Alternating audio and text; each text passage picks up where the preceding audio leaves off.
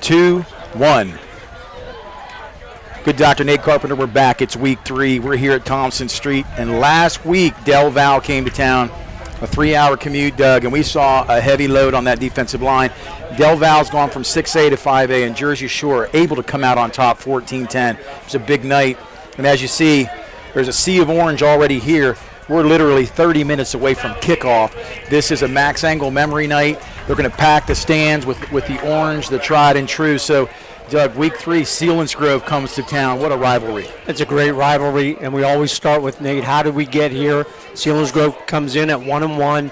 Good win, home win against Juniata, 4A from District 6. State playoff team last year, 14-6, scored late in the game to seal that one. But then they went on the road to what is now, I think, 4th-ranked Twin Valley. Very, very good ball club. Kept it close early, but then Twin Valley stretched it out 40-10 over the Seals on the road. The big story with the Seals is lost the quarterback, 3-year starter Mark Pastore, so they're struggling a little bit in the offensive side, but they do have Gavin Bastian, probably be the best athlete on both teams tonight. Jersey Shore, of course, comes in at 2-0. Great win on the road at Dallas, 28-21. We've talked about that. And then you mentioned super win here at home against 5A Del Val. Not a lot of points, 14-10 at the half, but then both defenses tightened. Bulldog defense came up big to seal that one. So to start off the great schedule at 2-0, great way to start the 2024 season for Jersey Shore. Absolutely, and as we talked about, Seals had a fantastic run in the playoffs last year, went to the Final Four. Dallas was able to beat Bishop McDevitt. Aliquippa came out on top against Selinsgrove, and they faced off. So to think that Jersey Shore in Week 1 played Dallas, who went to the state final last year. Week 2 played a Del Val team that made it to the grade 8 and 5A, only losing, I believe, to Northern Lehigh, who went on to lose in the Final Four. So 3 tough opponents out of the gate, and we're going to talk more about the rivalries, the traditions, and after this break. But we want you to know that Friday Night Lights, Jersey Shore High School Sports, this is Bear Country Sports Network and CentralPASports.com. And as we cut to commercial, you're going to hear the Tom Gravish weekly interview. Always supporting the Jersey Shore Bulldogs, it's the Twilight Diner in Loganton, open 7 days and featuring a full menu, breakfast, lunch, and dinner, and daily specials. So good, people ask for their food by name, and they bring that great taste on the road with the Twilight Diner on wheels. And now at this area's newest venue for weddings, reunions, and gatherings, Miller's Barn in Tylersville. Hold your next event in the middle of Amish country. Twilight Diner, 603 North Mill Street, Loganton, 570-725-3911 for takeout. Hey, hometown fans. You know Journey Bank as your trusted local bank, but did you know we're also the biggest cheerleader for our community's youth? From athletes competing under the Friday Night Lights, to students excelling in the classroom, to talented teen stars singing center stage, we're investing in the future of our young people. At Journey Bank, we're committed to helping our kids score big in every aspect of life. Journey Bank, where dreams are nurtured and futures are built. Journey Bank, proud supporter of our local youth. Your destination for Kubota is Dodder Equipment, just south of Mill Hall on Route 64. Soon the cool down will begin and fall chores will be the order of the day. Dodder Equipment knows that and has a fantastic selection of Kubotas in stock to handle everything from mowing grass to pushing snow. Kubota has the best quality equipment from tractors of all sizes, side-by-sides, track hoes, skid steer loaders, and even farm equipment. For everything from Kubota, visit Dodder Equipment, just south of Mill Hall on Route 64. Want to score big with your financial future? At Evergreen Wealth Solutions, we're the MVPs of financial planning, helping you tackle your goals with a winning strategy. Call Todd Rischel, certified financial planner, and get in the game. Real people serving real people, we manage your assets as if they were our own. 570-601-6960, 570-601-6960.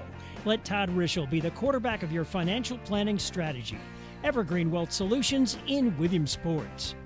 Starting September 2nd, Blaze Alexander Kia will begin an extensive remodel. This is a major project. We will be losing a great deal of lot space as the project will be fenced in. Kia has given us extra incentives to help us move inventory. This is not a sales pitch. I have over 180 new and pre-owned vehicles in stock, and I'll only have display space for approximately 60 vehicles. Let our problem be your solution. The improvements will make it all worthwhile. Alexander Kia, 933 Broad Street, Montoursville, taking the deals the other guys definitely don't want. Everything you need in one place. Jiffy Market in Jersey Shore. Now your first choice for great hot food, breakfast sandwiches, bagels, French toast sticks, boneless wings, hash browns, garbage fries, and taco wraps. PA lottery tickets and skill games at ATM, fresh-made sandwiches, meat and cheese by the pound, snacks, candy, slushies, and more. All at Jiffy Market. Everything you need in one place. Across from the post office in downtown Jersey Shore. Stop and shop. Jiffy Market in Delhi. Nate Carpenter, Bear Country Sports. Coach Tom Gravish, it's great to be back week 3, coming off a huge win. Del Val, 76 plays, 16-minute last drive. You guys came up big, 14-10 victory to go 2-0. What's that say about your program? Well, I think it says our kids are resilient. We can win a couple different ways. The week before, we won with offense towards the end, with good defense to run that game out into a victory. And this one here, with just tremendous size and explosiveness off their offensive line and the running backs, and to be able to maintain our composure to finish that game out says a lot about our kids, our assistant coaches, Coach Jackson. Defense did great, and hopefully we can keep this thing going. But they're physical, they're big, and they do a great job at Delaware Valley. They sure do. And they were a classy program. I mean, from the opening kickoff to the handshakes, and you'll get him again next year on the road, and that'll be a journey in and of itself in about 3 hours towards the northeastern part of Pennsylvania. So we go into week 3, and the big rivalry, Selinsgrove. We talk about this first 4 to 5 weeks, man. It's a painful stretch, but you guys have found a way to be resilient, come out on top. Let's talk a little bit about, before we get to Selinsgrove, X's and O's, Jimmy's and Joe's, let's talk about the Big 33 game real quick and some things that came off the press this year. Having a chance to coach with Coach Hicks from Selinsgrove, and instead of being on opposite sidelines, you actually got a chance to do it together. Right. First of all, I have to say that, I feel like I'm very fortunate and lucky to be in that. I've been around coaching a long time, but I think it happened for a reason because of the success of our Jersey Shore football community. Assistant coaches here at Jersey Shore, our fans, our players, all the hard work and effort. I just happened to be at the end of the good luck stick with the Big 33, but it was an honor to represent Jersey Shore. And they asked when I was selected. I knew I was selected a year ago, and then assistant coaches were selected 6 months later. They asked, hey, we know you play Selinsgrove a lot. Hey, Coach Hicks was selected. You don't have to take him since you're rivals. We understand that. He can coach the following year. I'm like, no. I want him to coach with us. He was our defensive coordinator. He's just a fine person. He's a great coach, but a better human being. And I thought we had a good relationship prior to that. And I'd like to think that we have a great relationship at this point. And he and his family, it was a lot of fun. I learned a lot from him. I'm sure he learned a little bit. We had to change a lot of signals up, though, and the terminology, into that game that we normally use. So, yeah, it was a pleasure, and wish him best with his football retirement. I'm not sure how long it'll be, but he's just a fabulous coach and a fabulous educator. It's great to get a little peek behind the curtain. So here we are again, week 3, Friday Night Lights, not 6 p.m. this week, but 7 p.m. Let's talk a little bit about going into this game. This will be the first Heartland Conference game of the year. How's the team look? I mean, coming off 2 tough weeks, healthy, hungry, humble. How are we doing? Basically, we just said we got a really difficult schedule this year, starting with Dallas and then Del Val and right into Selinsgrove and the rest of our conference and some of the other non-conference. We're just looking forward to playing 1 week at a time, enjoying the process, enjoying every day, enjoying each other, trying to get better at the game of football and the game of life, and just pull that rope in the same direction and just play one game at a time, one day at a time. It's not like we're playing 10 different opponents at the same time, and we just embrace this challenge, look forward to it. Should be a lot of fun. We do realize that they're a great football team. They got pretty much a new staff with some holdovers, and the guys coming in. Coach Wenrick's just a fabulous coach, a great defensive mind, and we look forward to the challenge. And it's always a great day to play a football game on a Friday night in Jersey Shore football. Jersey Shore, Pennsylvania is the best place to play on a Friday night. It is. And, we talk about Selinsgrove. They're not going to lay down. They're not going to fall asleep at the wheel. And very strong weight room, excellent culture, always seem to be there in the district hunt year in and year out, and you guys have faced each other time and time again. Let's talk a little bit about some of the guys last week, that stepped up. I mean, we talked about the resiliency of the defense, but again, offensively, you did just enough to get things done. You're sharing the wealth at receiver. What would you like to, if you had a wish right now, to really see start to take a little bit better shape? Would be we'd like to see us be a little more consistent everywhere. I mean, offensively, defensively, special teams. We made a lot of mistakes in that game last week in all three phases, but we'd like to run the ball a little bit better. We'd like to have a little better pass protection. We'd like to defend the run a little bit better, although we didn't give up a ton of yards, on some drives. We're not used to giving up yards, but, the one long touchdown or the long touchdown drive that they had with a catch, in the first half, we gave up probably about a 50-yard pass play. We usually don't like doing that. I think we'll learn from it. But overall, we just we're a different type of team. I think as a staff, we're starting to learn how we want to puzzle this kid in and this kid in a little bit more. So it's exciting. It's exciting times, and we look forward to making a big improvement into Selinsgrove. We talk about immediate needs, along this season, the journey that you're on. You guys like to, you said in the past, the kids have to make such a huge commitment. It's year round in the weight room, 50-plus kids hitting the iron, working hard to make that commitment, and that's what sets the table for the season. But you're going to go away Saturday. Give us a little insight into what's going to go down and some of your immediate needs and where people can bring those needs. Well, we like to reward our kids with an annual college football trip. And this year, we're heading to Rutgers University. And I know one of their assistant coaches. I actually know Coach Giano, but I actually coached Justin Campenny. He's the defensive line coach when I was an assistant in Big 33 a bunch of years back. And he was a defensive lineman. How things change. Now he's the defensive line coach for Rutgers. And we were in discussions and said, hey, this would be a good place for our team to take a trip. And so he's facilitated that along with Coach Giano. And we look forward to going up there, having a good tailgate day, watching some good football, getting up about 5:30 in the morning. But we always have some nice donors here, and we're very appreciative to the donors and the people who help us out so much in this community. It's just unbelievable. But if anybody would like to help or drop a donation or a snack off, we'll be here after the game on Friday. But we'll be pulling out at 5:30 a.m., getting up there roughly about 8:30 in the morning and 8:45, and we look forward to a good tailgate, a lot of good team bonding, and enjoy some good football and some good food. And I know that you always talk about the kids just carrying themselves so well in community. It's not just on the field, it's off the field. You're developing character and integrity in these young men. So, again, if you're listening tonight to this broadcast, donations, contributions, snacks, whatever you can, leave the stadium now, bring them back, or show up at 5:30, drop them off, or find a way to get them to the team. And Coach Gravish, as always, it's week 3. Best of luck tonight against Selinsgrove. Thank you, and it's a great day to be a Bulldog. It sure is. Whether you own a local business or a global one, you're always looking for ways to position your operation to create opportunities and move on them faster.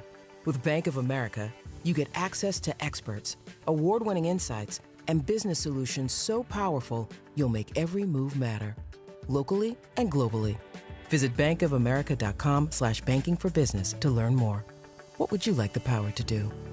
Copyright 2024 Bank of America N.A. Caring for customers with old school values. That's Ex-Agway in Jersey Shore. They have been providing home and ag products for decades. Lawn and garden, pets, wild birds, or supplies for around the home or farm. Make it Ex-Agway. 8 till 5 weekdays till noon Saturday. 112 Harris Street in Jersey Shore. 570-398-2770 for Ex-Agway in Jersey Shore. Since 1925, Erie Insurance has been providing protection. Auto, home, life, business, and flood insurance. Annuities, too.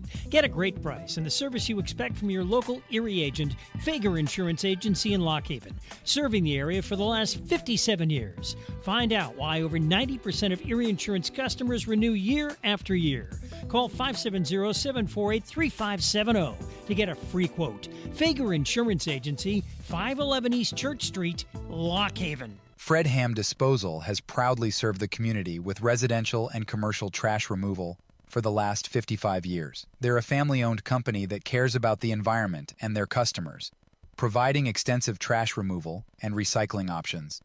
Their fleet of trucks provide reliable pickup service, and they give you a chance to pay your bill online. Fred Ham Disposal, here for you. Call 570-398-1814. Fred Ham Disposal. Get ready to hit the road with these great trips in September through Susquehanna Trailways. Spend September 18th at the Seneca Allegheny Casino. 3 days at Villa Roma, September 22nd through 24th, or enjoy the Bloomsburg Fair, September 23rd. Remember, Susquehanna gift cards are always available, and make sure you're on the mailing list. Update your mailing address. Check the Susquehanna Trailways Facebook page and website for more information for great trips in September. Oh no, stomach issues again? Stomach issues? Who are you? Your pancreas. I could be the real reason for your diarrhea, gas, bloating, stomach pain, or loose oily stools. I thought it was my stomach. People often do, but any of these symptoms could mean having a condition called exocrine pancreatic insufficiency, or EPI. With EPI, the pancreas doesn't release enough enzymes to break down food, but EPI is manageable. Use the symptom checker on identifyepi.com and speak with your doctor. That's identifyepi.com. Sponsored by AbbVie. WQBR 99.9 FM. We're back at Thompson Street, Week 3. Nate Carpenter, Doug Meyerly. We hope you're tuning in tonight. Remember, hit subscribe, click the link, YouTube at Bear Country 999 and CentralPASports.com. Doug, it's been an incredible ride so far this year, 2-0 coming in tonight. The Bulldogs are really playing well and doing just enough to win some really tough games. At the same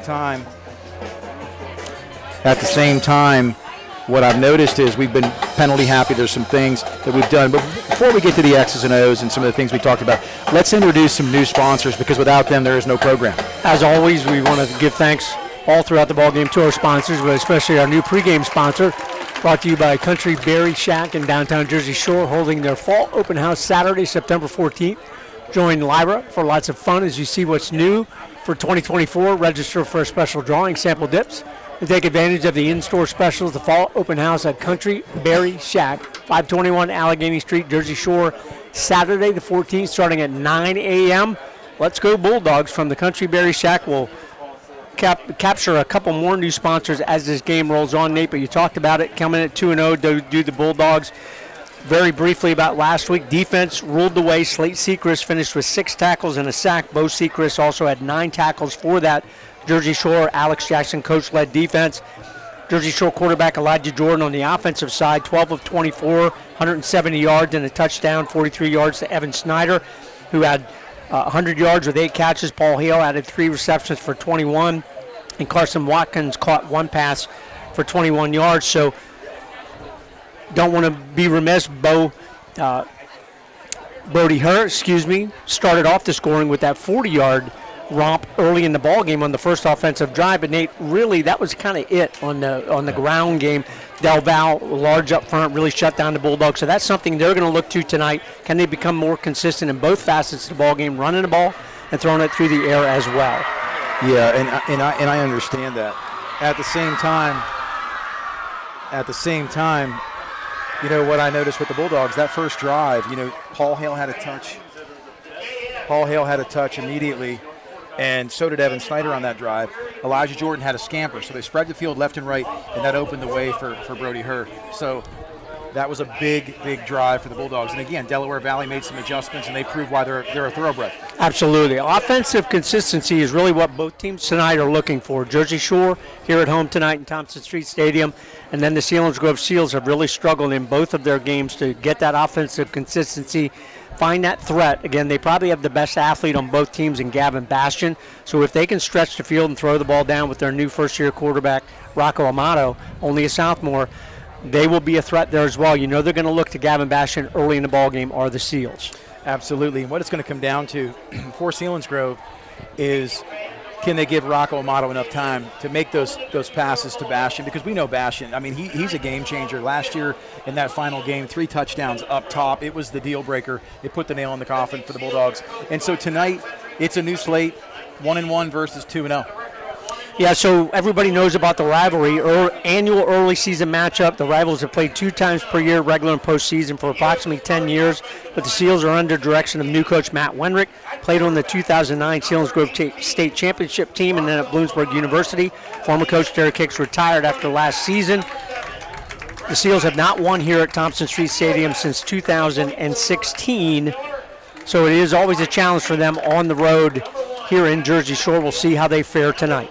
You know, it might be a record crowd, Doug, tonight. I mean, they're lined with the Annis Fort kids. This is phenomenal turnout here at Thompson Street. We're going to go back to the station for commercial.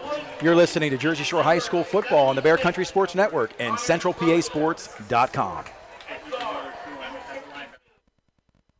Whether you own a local business or a global one, you're always looking for ways to position your operation to create opportunities and move on them faster. With Bank of America, you get access to experts, award-winning insights, and business solutions so powerful, you'll make every move matter, locally and globally. Visit bankofamerica.com/banking for business to learn more. What would you like the power to do? Copyright 2024 Bank of America N.A. Caring for customers with old school values. That's X-Agway in Jersey Shore. They have been providing home and ag products for decades. Lawn and garden, pets, wild birds, or supplies for around the home or farm. Make it X-Agway. 8 till 5 weekdays till noon Saturday. 112 Harris Street in Jersey Shore. 570-398-2770 for X-Agway in Jersey Shore. Since 1925, Erie Insurance has been providing protection. Auto, home, life, business, and flood insurance. Annuities, too. Get a great price and the service you expect from your local Erie agent, Fager Insurance Agency in Lock Haven, serving the area for the last 57 years. Find out why over 90% of Erie Insurance customers renew year after year. Call 570-748-3570 to get a free quote. Fager Insurance Agency, 511 East Church Street, Lock Haven. Fred Ham Disposal has proudly served the community with residential and commercial trash removal for the last 55 years. They're a family-owned company that cares about the environment and their customers, providing extensive trash removal and recycling options. Their fleet of trucks provide reliable pickup service, and they give you a chance to pay your bill online. Fred Ham Disposal, here for you. Call 570-398-1814. Fred Ham Disposal. Get ready to hit the road with these great trips in September through Susquehanna Trailways. Spend September 18th at the Seneca Allegheny Casino. 3 days at Villa Roma, September 22nd through 24th, or enjoy the Bloomsburg Fair, September 23rd. Remember, Susquehanna gift cards are always available, and make sure you're on the mailing list. Update your mailing address. Check the Susquehanna Trailways Facebook page and website for more information for great trips in September. Oh no, stomach issues again? Stomach issues? Who are you? Your pancreas. I could be the real reason for your diarrhea, gas, bloating, stomach pain, or loose oily stools. I thought it was my stomach. People often do, but any of these symptoms could mean having a condition called exocrine pancreatic insufficiency, or EPI. With EPI, the pancreas doesn't release enough enzymes to break down food, but EPI is manageable. Use the symptom checker on identifyepi.com and speak with your doctor. That's identifyepi.com. Sponsored by AbbVie. The pros at Pine Creek Seed Farm support Jersey Shore sports, providing better seed for a better bottom line.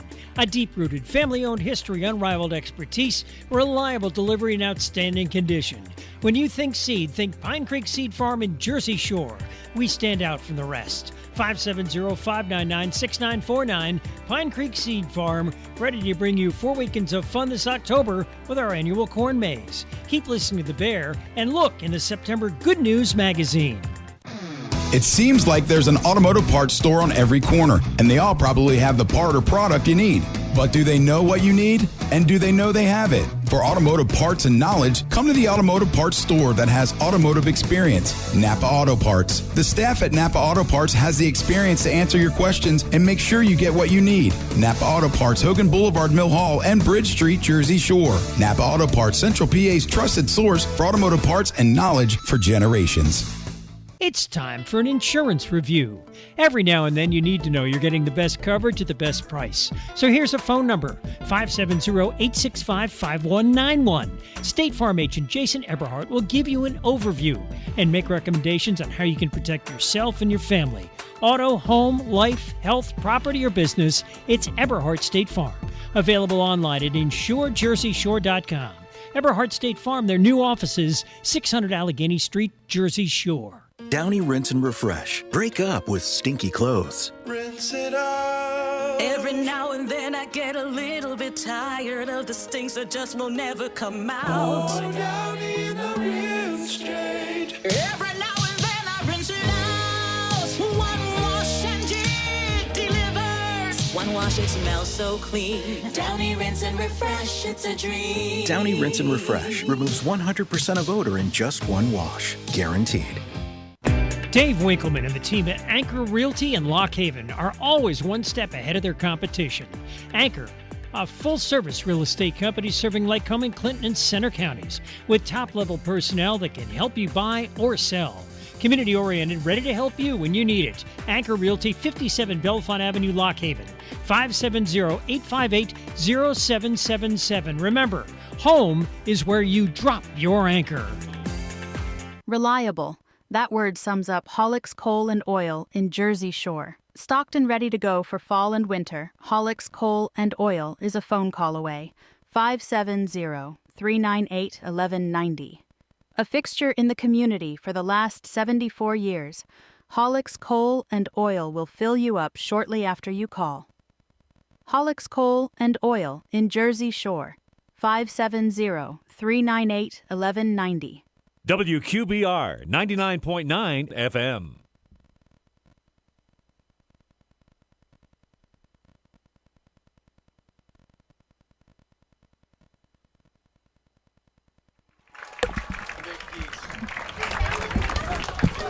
We are back. Like I said, it's week 3. Nate Carpenter, Doug Byerly. We are so glad you're tuning in, regardless of whether you're in a group forum tonight somewhere local at a restaurant or an establishment, or you're tuning in from your comforts of your own living room. I'll tell you what, more of you have shown up this week, that's for sure. This might be one of the biggest crowds I've ever seen at Thompson Street. Well, we always want to give, again, a shout-out to our sponsors, in particular our new ones, Country Berry Shack, for the pregame. Kickoff's coming up here with Joe's Equipment, and then at halftime, 2 sponsors, the Weary family, Weary's Pine Creek Inn on Route 44 North, and then Weary's Painting and Contracting. We'll talk a little bit more about them.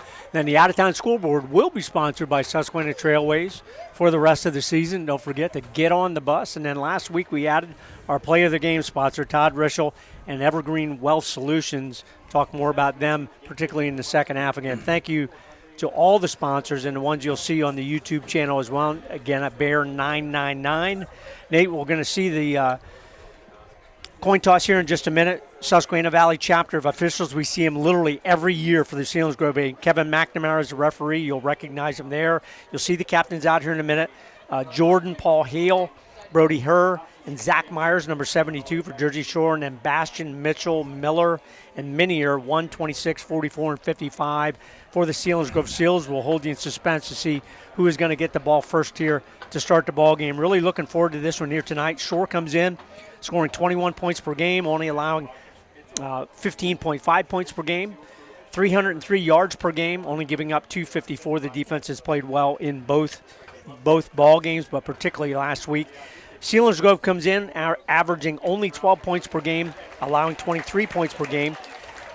On the offensive side, again, they've struggled a little bit, 193 yards per game, allowing 247. On the defensive side, Miller will be the key guy, number 44. You'll see him a lot, Ethan Miller. Again, this is the 21st meeting between the two teams, Jersey Shore and Selinsgrove, since 2013, regular season and postseason as well. Yeah, Selinsgrove's coming in. This is the first year that I've noticed their numbers are down, and not sure why. I know that there's a lot going on with transition, coaching. Coach Hicks in the pregame interview, Coach Gravish had an opportunity to talk about just he thought he knew Coach Hicks before the Big 33 game, and they became really good friends. Coach Hicks became the defensive coordinator of that team, and he was the O coordinator. And you can just see why Coach Hicks has left a footprint here at Selinsgrove. And even though their numbers are down, Selinsgrove will fight till the bitter end, and this game is not a game that the Dogs want to take lightly tonight by any means. You know, a couple of plays away from potentially being 0-2, pulling off big wins in Dallas and Del Val, coming in week 3, a couple of injuries. I think it'd be really nice to see him have more of a clean game tonight. Come out, they struck early last week, which is one thing we talked about. They got an early score, which was huge. Hard to believe they scored in the first 5 minutes of the contest, and that was one of 2 scores they had the whole night. Well, both teams have struggled with pre-snap penalties, but particularly the Seals. Jersey Shore, that's been a problem really for the last couple years. If they can cut down on that, that would certainly help them sustain their offensive drives. That's been a challenge again for both teams, sustained offensive drives. If one of these teams can do that, they're certainly going to have a chance to get the victory here tonight. Again, this is the first game, PHAC game, Pennsylvania Heartland Athletic Conference Division I game for both teams against Central Mountain, Shikellamy, Selinsgrove, Jersey Shore, Mifflinburg, Shamokin, and Williamsport, all members of Division I this year.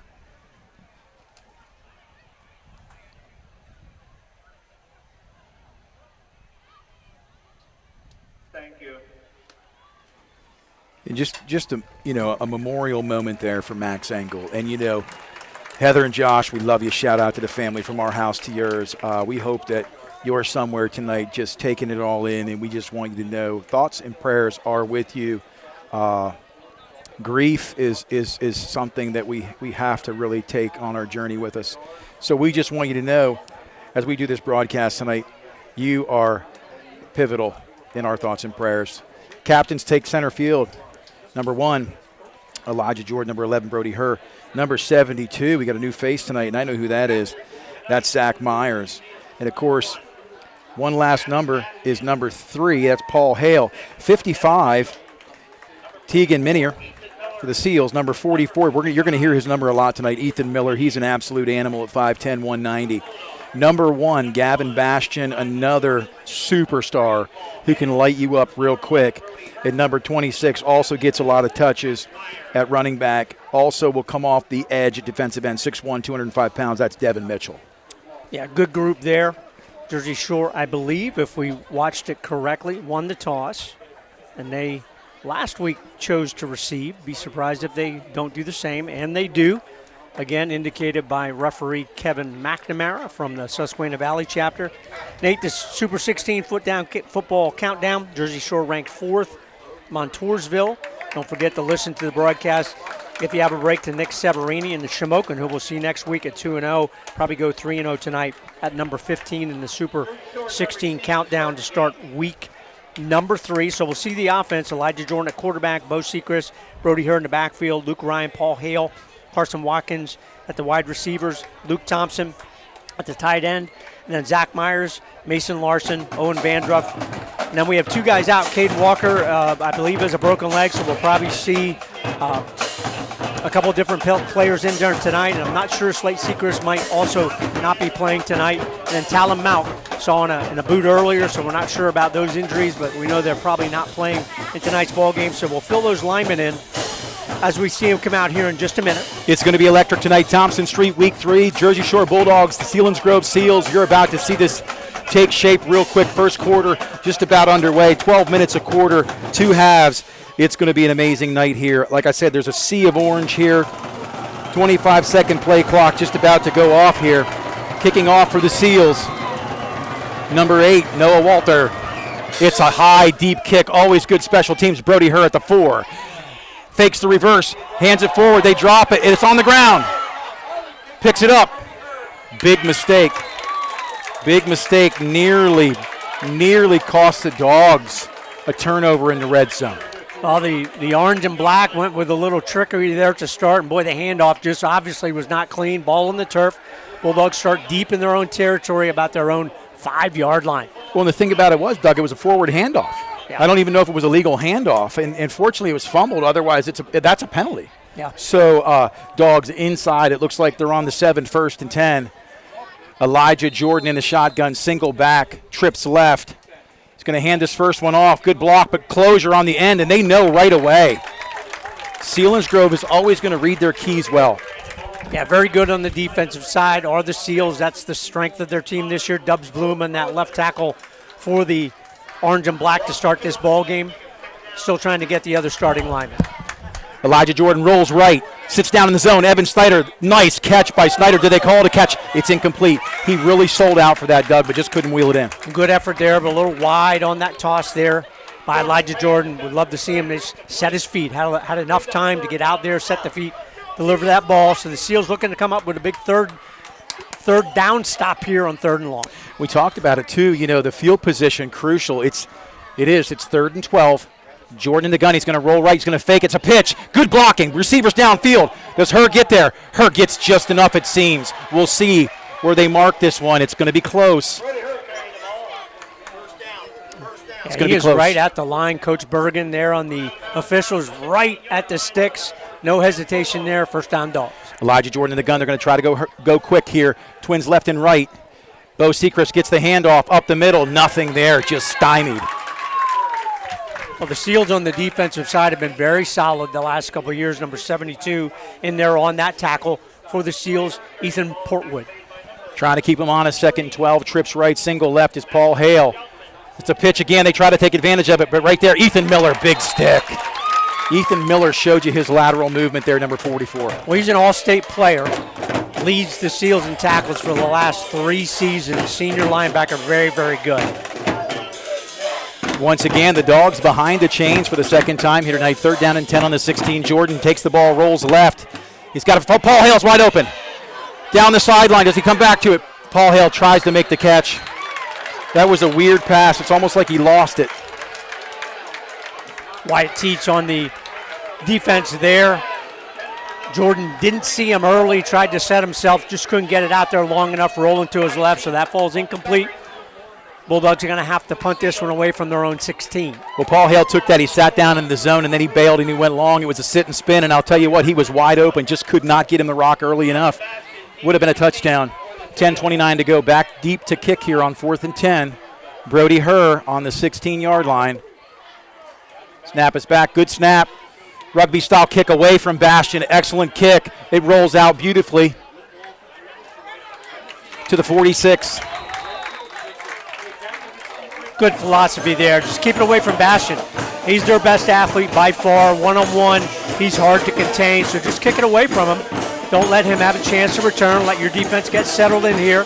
See what they can do. Again, the guys up front, including number 55, the freshman Talon Lope from that nose guard position, taking the place of Caden Walker, who's out with that injury. Slate Sechrist is in on the defensive side to start the ball game. So right now, Selinsgrove will start their first possession, 46-yard line, 1st and 10, up under center, Rocco Amato. They're going to go with power I all night long and pound the rock with Bastion. They're going to go right up top to Bastion. Amato has all day. Devin Mitchell, nice catch, late hit. Now we talk about silly mistakes right there, that penalty. Luke Thompson, a little extracurricular on the back end. Yeah, it didn't seem too severe, but Kevin McNamara right there, personal foul against the Bulldogs, so it's going to negate really a no-gain play on that pass play, going to give the Seals a 1st down into Bulldog territory. So the first penalty of the ball game, a big one, 15-yarder against the Bulldog defense. When we talked about starting slow in the sense of mistakes, the things you're in control of, the tangibles, I mean, you're going to drop a pass, but the bad handoff on the return game on the kickoff was put us behind the chains early, and then that penalty right there on the back end. 1st and 10 now, way inside 39-yard line of Bulldog territory. You're going to see Rocco Amato up under center, and he's going to go with the full house backfield and just try to pick their poison. He's going to go up top. It's a screen game. Ethan Miller just lit up. Bo Sechrist had his number. 2 similar builds coming head-to-head there. Really good matchup there. Bo Sechrist out of that linebacker position. He really recognizes the pass plays well. Super matchup. Evan Snyder for the Bulldogs against Gavin Bastion, one-on-one in that Alex Jackson 5-2 defense. That'll be a matchup to watch all game long. That was a nice play design. It really was, and Bo just read his keys extremely well because that screen pass is something that typically does work if you're not sold out at linebacker. For 2nd down and 10, 39-yard line, Rocco Amato up under center. 3 backs with Mitchell deep. Single Bastion is going to hand off to Ethan Miller, and he's just stoned. 56 is in on that play. We talked about that earlier. Slate Sechrist brings the hammer. Tackles for loss last week, 5 or 6 of them in the ball game. Really a key for your defense. If you can get tackles for loss, put that opposing team in 3rd and long, which they are now, really gives a nod to what you want to do, bring the pressure on this Southmore quarterback. What the Bulldogs need right now, like you said, Doug, is some heat. Turn up the heat. Twins left, single Bastion to the right. We talked about trying to hit Bastion early in the skinny post. Here it goes. Amato tries to hit it. It's the skinny, and he makes a play, and that's a flag all day long. Face mask, 15 yards. Well, again, the matchup, Bastion, he's a big guy. I mean, he's very, very sculpted, very muscular guy. So he makes a catch. If you bring him down, that's not a first down. Selinsgrove probably goes for it there anyway.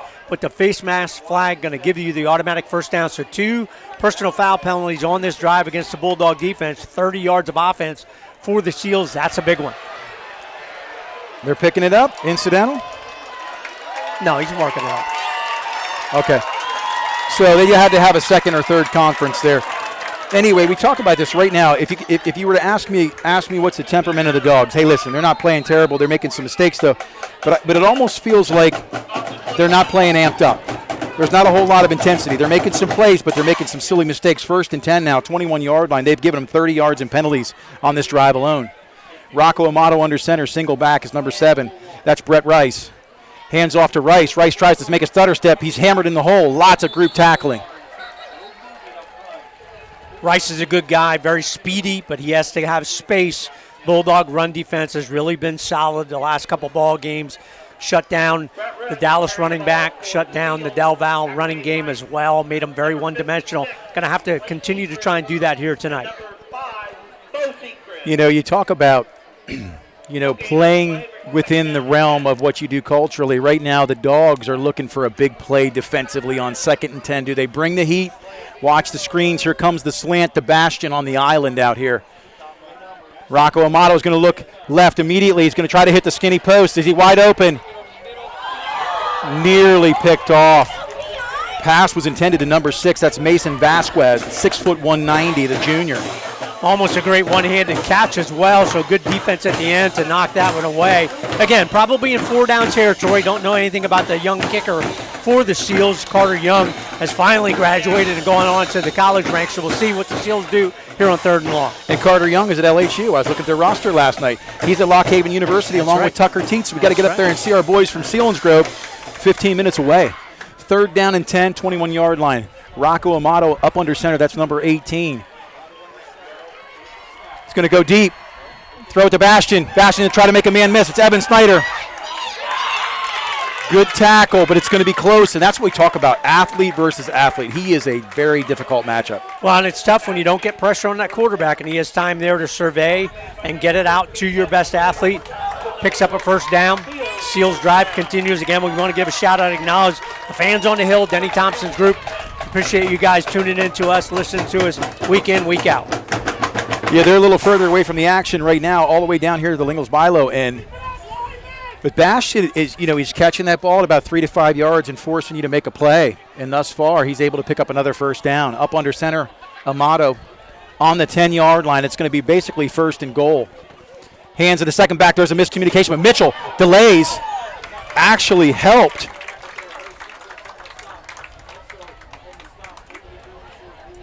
Nice cut there in the hole by Mitchell.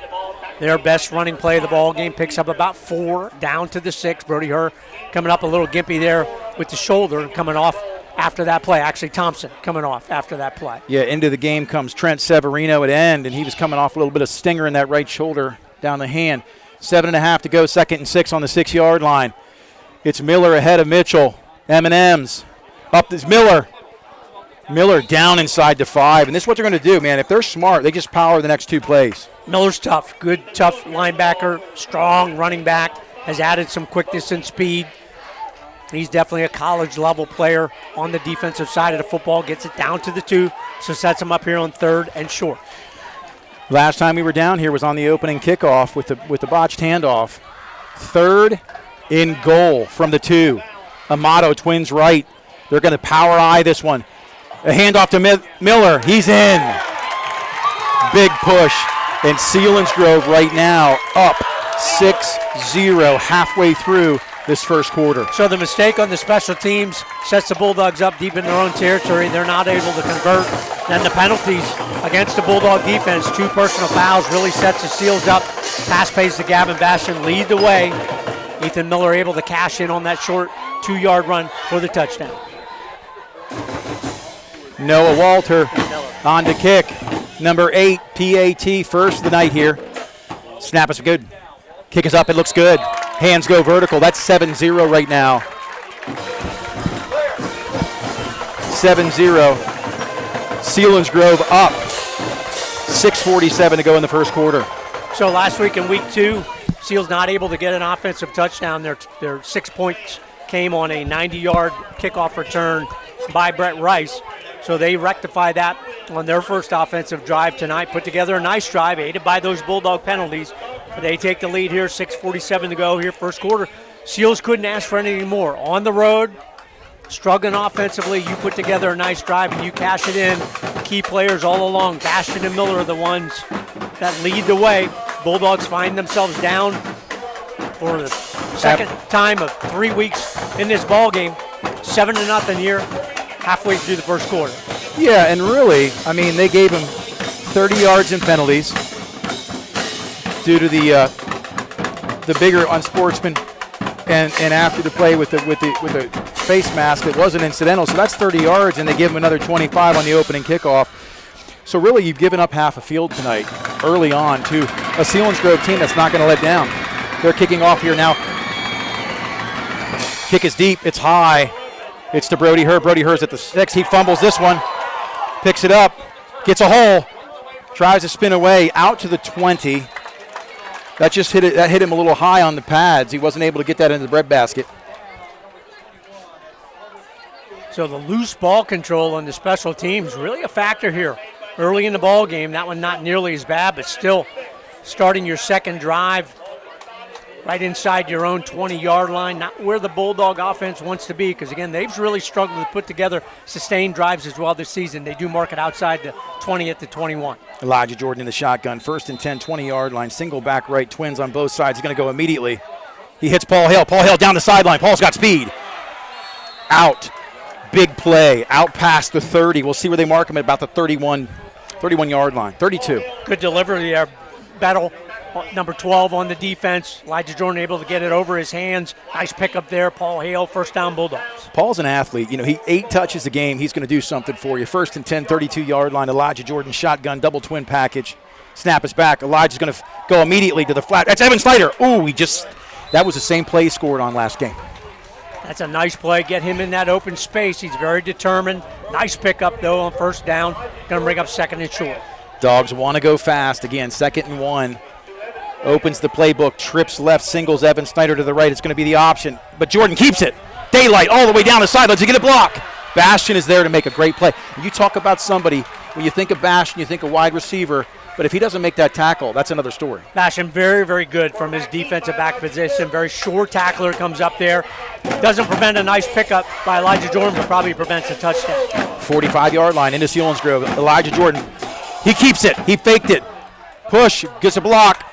Downfield, pick up about 5-yard line. So that was a nice RPO right there, really just a keeper, but it looked like an RPO. Good decision there by Elijah Jordan. No fooling around, didn't try to pitch it, make a fake. Just take what you can get on first down. Brings up 2nd and 4. Luke Ryan goes to the left side of the trip side. Evan Snyder single right. Elijah in the gun, 40-yard line. And here we go again. Yep, motion penalty against the Bulldogs. Left side of that offensive line. Movement there, so that takes away the gain of Jordan on first down. Sets you up at 2nd and 9. Running clock 5:33 to go here, first quarter. Bulldogs trail 7-0. I'll tell you, Doug, I'm looking out there right now. Look at those sweet Jordans at defensive end here. Elijah Jordan in the shotgun, 2nd and 9. Goes immediately to Evan Snyder. Does he get a block? Evan Snyder down there. Oh, he just stepped out. We'll see where they mark him. Oh, they marked him out a little early. He was trying to tightrope it there to get past the sticks. Just not able to do so. But a nice gain on 2nd and 9. Going to bring up that 3rd and 1. Here comes the press and go. The press and go in the gun. Elijah Jordan, he's going to keep this one. He's going to option it. No, he keeps it. Nice cutback.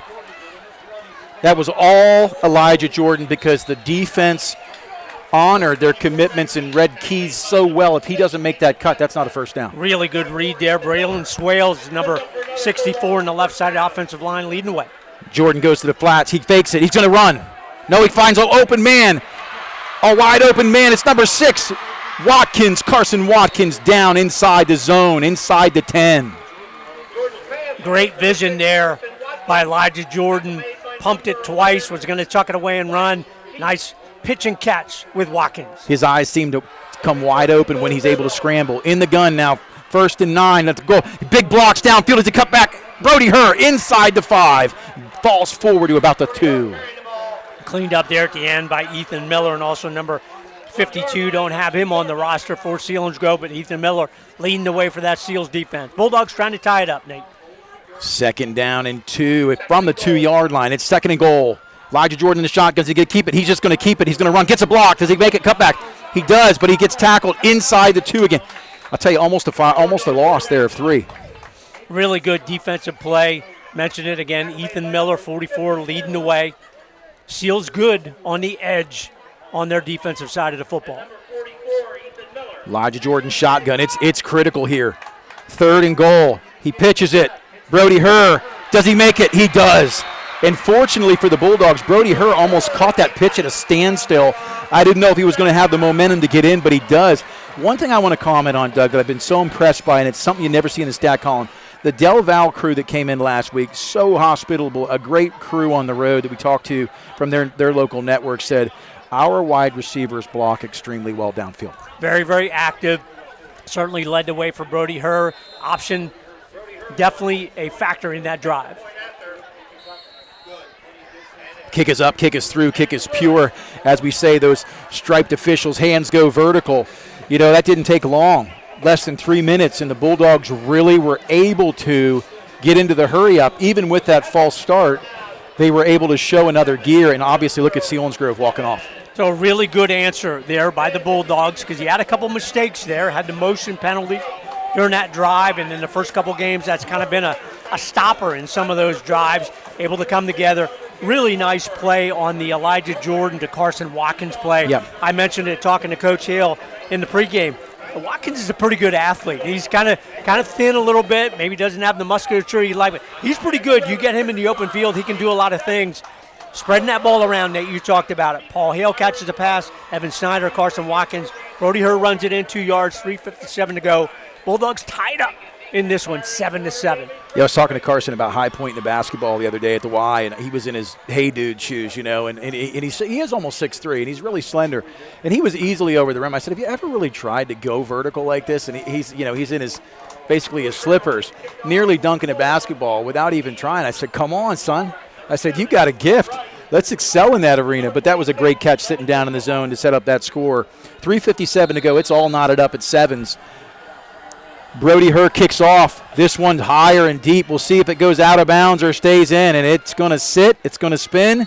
It's going to dance out at the 10. Kickoffs all season long brought to you by Joe's Equipment, Cement Drive, Jersey Shore. Visit Erin and her staff for all your equipment needs, steel products, parts, and service, all your outdoor work projects. Give them a call. Joe's Equipment, 570-398-1391. Our kickoff sponsor all season long. Yeah, Joe's Equipment had a busy year. I'll tell you what, that grass seemed to continue to grow. It had a mind of its own. So thanks again to all our sponsors, including Joe's Equipment tonight. We couldn't do it without you. We've had so many people jumping on board here, getting excited about being 2-0. And another great contest tonight here in Week 3 at Thompson Street. If you're just tuning in right now, 3:57 to go, first quarter. It's knotted up at 7-7. Seals have the ball. Sophomore quarterback in the gun, Amato. He's going to look to Bastion. He's going to try to find time. He's going to be hemmed in. The initial pressure, Zeke Seacrest off that left end. Got the hand in there. Nice pressure on the other side by Owen Vandruff as well.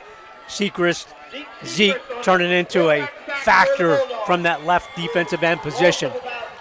You know, and Zeke Seacrest, there he is as a sophomore. These Seacrest kids, I just wondered, you know, if there were ever such a thing for high school players, a little AI, create a few more Seacrests or some Packers or some Jordans. I mean, unbelievable family kids we've had come through this program. Amato in the gun, 2nd and 16. He's going to look up. Oh, he's snowed in.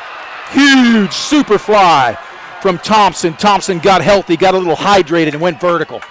Really nice 4 guys in there. Interesting to see, along with number 53, Landon Rea from that nose guard position as well. So shuffling in there, Talon Lope, Landon Rea. Thompson with a sack. I had to laugh, man. I thought it was Jimmy Superfly Snuka going off the top rope there. He came in, he went vertical, and, of course, Zeke came in there with half a sack, too. Unbelievable pressure by the Dogs. Sets up 3rd and 25 on their own 20 with 2:40 to go. Amato in the gun. He's got twins left. He's got Bastion all alone out to the right. Watch for something up top. They need a big play. Amato's going to go right to Bastion. He catches it, but right there, that's what you need to do. Snyder gets him and wraps and holds him up. So after the 2 sacks by the Bulldog defense, Seals go to the quick pass to Bastion, but again, let him catch it, tackle him, a couple yards, that's okay. Still 4th and long. Seals going to have to punt this one away. You know, last year when we were at Selinsgrove, we walked by Bastion in the end zone. He was all of 6'1.5". I mean, he was with his helmet on, 3 inches taller than me at 6 foot, and built like a Greek god. He's an animal. Great tackle on that play. Tough play to make by Evan Snyder. Back to punt, doing all the kicking duties tonight. Noah Walter. They're going to bring the heat. Here they come. Bo Sechrist tries to get there. Good blocking. It's high. It's deep. Evan Snyder makes the catch. Does he get a hole? He gets met. Stacked up by you-know-who. We talked about the number 44, Ethan Miller. He's everywhere. Nice play on the special teams by Miller. Coming up at halftime, sponsored again, new sponsor this week, Where's Pine Creek Inn, Route 44 North. Give them a call, 570-865-6630. And Where's Painting and Contracting. Coming up at halftime, our sponsors, new sponsors this week for the Bear Country Sports Network. And again, we thank you. 143, 1st and 10, 46-yard line. They flipped the field. The Bulldogs in great field position. Twins left and right. Jordan in the gun. He goes immediately to the flats. It's high. He's got to get there. Is it behind? They called incomplete, but that was really close to a lateral. Really nice defense there. The pressure from the defensive end forces Jordan to try and throw that over the top. That's number 26, Mitchell, from that defensive end position, forcing that errant throw. Well, you know, Bastion's back there in center field. They're really bringing 9, 10 people up in the box. They're saying, hey, you want to throw the screen package? We're going to sit. So right now, sit and go, getting some depth that they can get Jordan some time. 2nd and 10. He's going to keep it. Quarterback design draw. Nobody home. Good block by Brody Herr. Big play. You know something? We haven't seen that all year, Doug. That was just an explosive quarterback draw. Straight up the middle. Elijah Jordan, Brody Herr leading the way. Ground game working so far for the Bulldogs. Well, and that's a second quicker, and you can see where that hole opened up. Elijah going to go. It's going to go immediately to Luke. I'm sorry. No, that's number 7, Luke Ryan. Unbelievable. Luke has put together some nice couple early season ball games. Again, Elijah Jordan really spreading it around to the wide receiver. Trips left, Evan Snyder right. It's going to be the option again. Jordan makes a man miss. Oh, there he goes, backside, holds on to the football. He took a ride that time, number 26, Devin Mitchell. They were dancing together. Stop and go by Elijah Jordan. Play was supposed to go left. He cuts it back up the middle. Picks up the first down for the Bulldogs. First quarter running down, under a minute to go here, running clock. Well, you can see the difference with Elijah Jordan tonight against someone other than Adele Val. Jordan's going to roll right, sit and spin. Does he go to the outside? He's got a lot of room. He's going to run it. Oh, nice. Oh, they're calling him out of bounds. Now it's Carson Watkins on the catch. Out at the 1-yard line. Beautiful catch, I could have swore I need to go to Island or something, but I could have swore I saw the official signal incomplete, and the other one came in to overrule him. It's 1st and goal from the 1. Jordan in the gun. He's going to keep it. Nobody home. They just don't have an answer for it, right? We talked about that, Doug, and bodies on the ground. But Elijah Jordan is doing something a little different tonight. Last week when he'd run, it was out of a scramble, not necessarily a designed quarterback draw. Tonight we've seen that play work on both sides, both the left and right side. Much more efficient in the ground game thus far in this ball game have been the Bulldogs. They score with 27.6 seconds to go here, first quarter. Herr on to attempt that PAT. Elijah Jordan to hold. Mason Larson gets the snap back. The kick is low. Is the kick good? Yes, it is. Up. It's vertical. It's pure. So that's it. That quick. You know, I looked at the clock. It was just under 7 minutes when Selinsgrove scored. They went up 7-0. There's still 27 seconds to go here, so in less than 4 minutes, the Bulldogs have scored 14 points. Impressive. 2 nice drives put together by the Jersey Shore offensive team, which again has been really kind of searching for that consistent offensive production. We've seen it thus far here in the ball game in this first quarter. That's a nice series there, Nate. A couple minutes, 2 touchdowns on the board, running it, throwing it to a couple different receivers. Like to see him spread it around. Elijah Jordan leading the way. Yeah, and a shout-out to the Dressler family tonight. Logan Dressler, number 5, the guard, the middle linebacker. He's an animal. He's a junior, 5'10", 208. He's out for tonight with an undisclosed injury. He's been on the sideline in a boot. So wishing him a speedy recovery. And we know right now we've got a couple kids out as well. We've got number 24, Talon Malkin, as well as Caden Walker. So the Dogs are down a couple of guys as well. So, you know, that's tough this early in the season. The only good news about that is some of those guys are able to get well enough to come back. Yeah, I hope they heal quickly and heal fully. Have a chance to come back maybe a little bit after mid-season. Love to see them have a chance to get back on the field here, and the Bulldogs need that depth for sure on both sides of the football. Shout out to Vince Swart, Coach Hale tonight, Coach Davis, my father Jim Carpenter, who's doing some time in possession via the internet on YouTube. Check us out, subscribe, hit click. Brody Herr kicking off from the 40. This one's going to stay in bounds.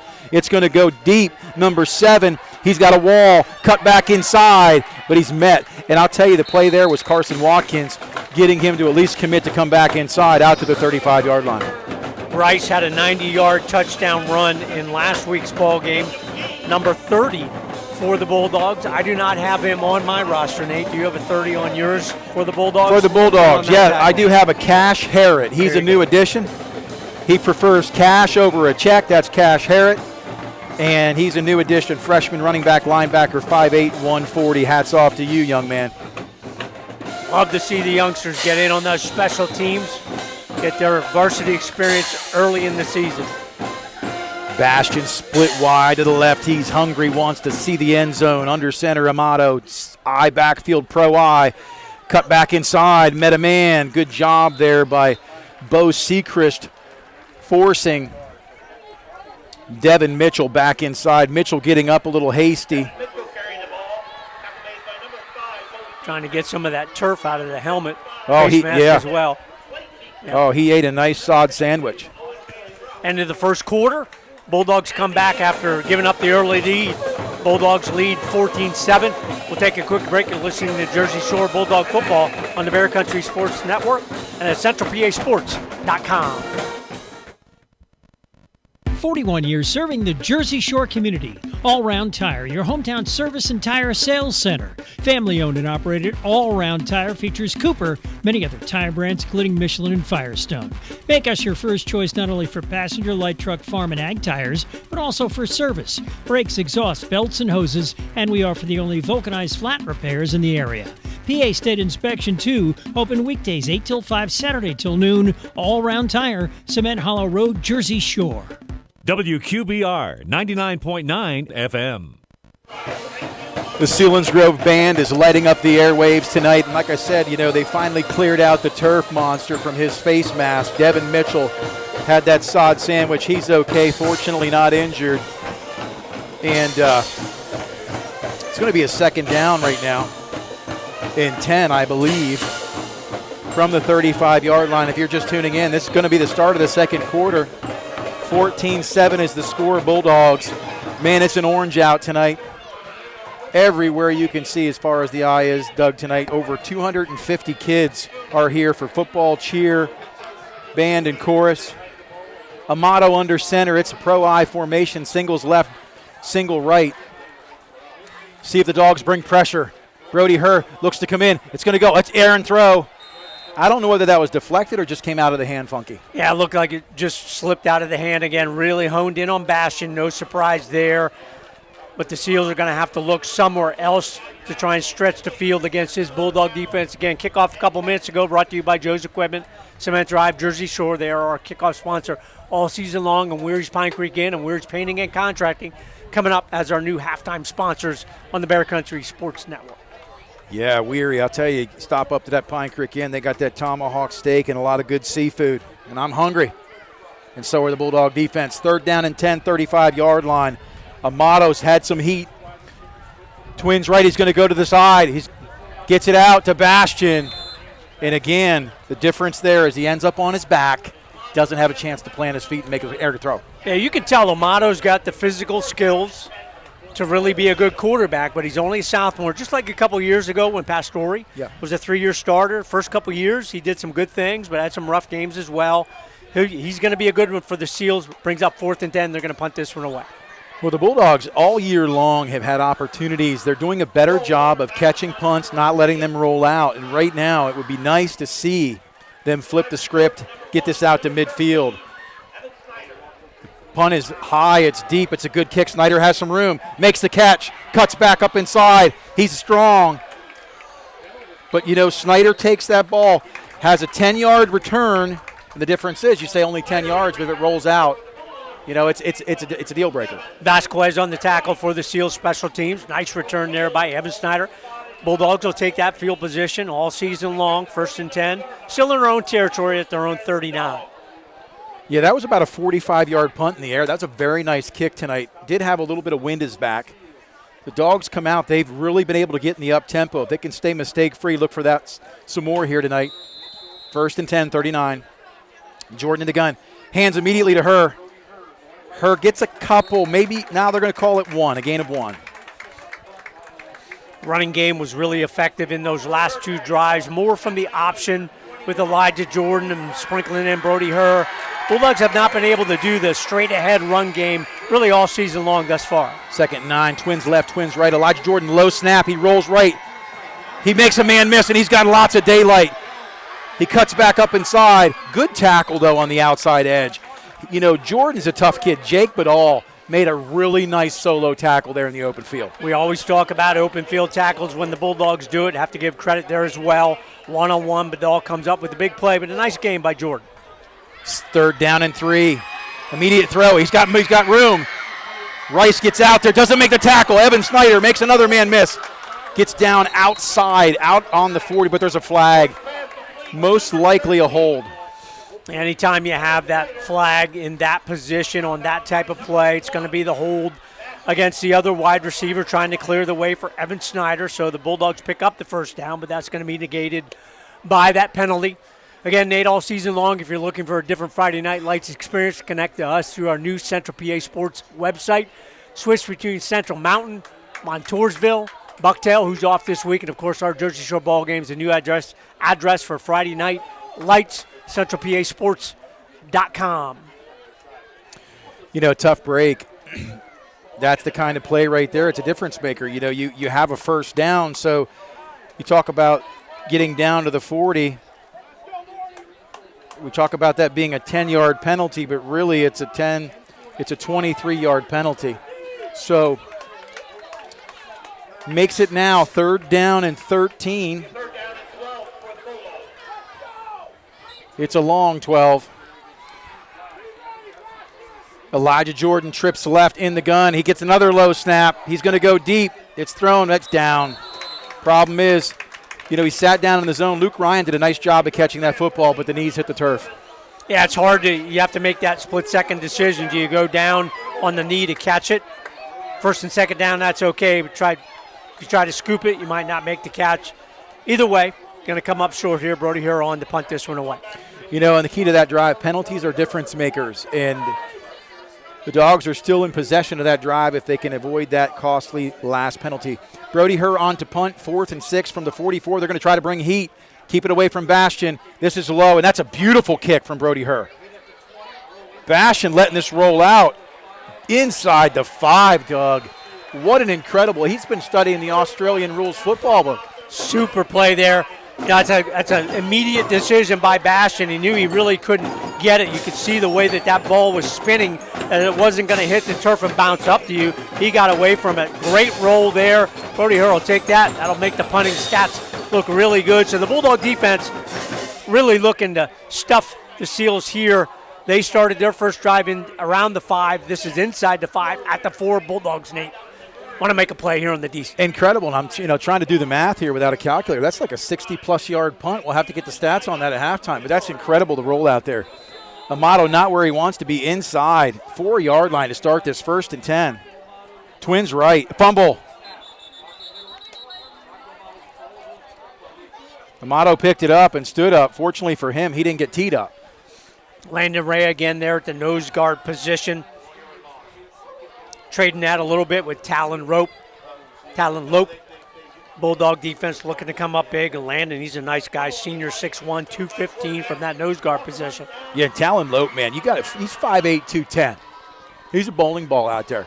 And he gets low and he gets leverage. So he's been doing a nice job in that 5'2", stingy defense there. Zeke on the left, Thompson on the right end. We're going to come out to the Twins' left. Amato is under center. It's 2nd and 11. Hands the ball off deep. Oh, and just met by Brody Herr. Rice on the carry there for the Seals. Good run defense for the Bulldogs. Holds that one to a short game. Going to bring up 3rd and long for Selinsgrove. And, you know, we've talked all night about the difference for them. Sustaining drives is Bastion. If they can't get Bastion involved on this play, they're going to be forced to punt. So look for something quick to Bastion. Look for a screen, something designed. Throw the ball up, hope for a penalty, a pass interference. The Dogs have to bring pressure but contain and read keys for the screen game. 3rd down and 8 on the 6th. Amato under center, Twins right. He hands the ball off on the stretch play to Rice. Nothing doing. Zeke penning that in along with Brody Herr. Solid run defense for the Bulldogs. Been their trademark for a number of years, but particularly here in 2024. First 3 ball games have really been tough. So Brody Herr, Evan Snyder are going to drop deep around the 50-yard line. Bulldogs really have a chance to flip the field here on special teams. Nice punt off his foot last time. It was a hang time of 45 to 50 yards. It was high and it was deep. Right now the Dogs need to really do a good job of blocking and get something on this return. Punts away. It's returnable. It's end over end. Evan Snyder, he gets it on the ground, on the fly. He makes a man miss down the sideline. Tackled out of bounds. But we talk about that punt. It never got high enough. It was the perfect spiral, almost like he was catching a pass from a quarterback. Got the spiral, but you wanted to kind of get up there with a little hang time. Super play there by Evan Snyder on the run. Get the big return. Sets the Bulldogs up in the red zone. 1st and 10 from the Seals 14. Brody Herr is the single back. Right to left goes Severino. Twins left. Paul Hale split. Evan. Elijah Jordan keeps it. He makes a man miss up the middle. What an incredible cutback inside the 5. Touchdown. And he literally made a cut from the left tackle spot and went to the right tackle spot up the middle to pay dirt. And basically he created his own hole on that play. That's what you're seeing from Elijah Jordan from that quarterback position. Normally you're a quarterback who can run. He's a running back who now has become pretty good at playing quarterback. Really super cut there. So at the 7:35 mark, the Bulldogs extend the lead on that 14-yard run. 20-7, Herr with the PAT attempt. Mason Larson is going to snap. The hold is down. Jordan, the kick is up. Oh, it's off a helmet. Out towards the concession. Never got high enough off the foot. So the last 2 have kind of been low line drivers. Herr really became consistent last year from about the middle of the season on. Just that rhythm and everything was really good. He's been solid this season. His first miss there. So the Bulldogs do score. Extend that to 20-7. 7:35 to go here. All set up there, Nate, by the Evan Snyder punt return deep into Seals territory. You know, we've got 20 points, and I'm going to send a little lifeline, phone a friend out there to Coach Davis. Give me an idea of what our time of possession was like on those 3 drives. It wasn't very much. Got some out-of-town scores as well here, Doug. We do. Shamokin leading 21-0 over Shikellamy. Montoursville in a great game with Danville. Warriors coming in. Listen to that broadcast. Nick Severini, 6-3. The Warriors lead Mount Carmel 21-7 over Mifflinburg. Southern Columbia 21-0 over Milton. No surprise there. Loyalsock, good ball game with Hughesville. Hughesville coming in at 2-0. The Lancers 6, the Spartans 0. And Troy, who comes in now as the top team rated in the area on several WBRE and WNEP as well. We'll get that score for you in a minute. Brody Herr kicking off. This one's low and deep. It's caught, though, by Rice. Rice tries to get up the middle. He makes a man miss. Rice comes out. Initial tackle on that play is made by Zeke Sechrist. Doing the finishing work was Brody Herr. And real quick, Doug, the stat that we just got from Coach Davis, 2 minutes and 10 seconds for those 3 TDs for Jersey Shore. That's how explosive they are. We talk about avoiding the self-inflicted mistakes. That's what happens. Well, that's been the trademark of the Bulldog offense the last couple of years. Hasn't been thus far this season, but putting it together here in week number 3.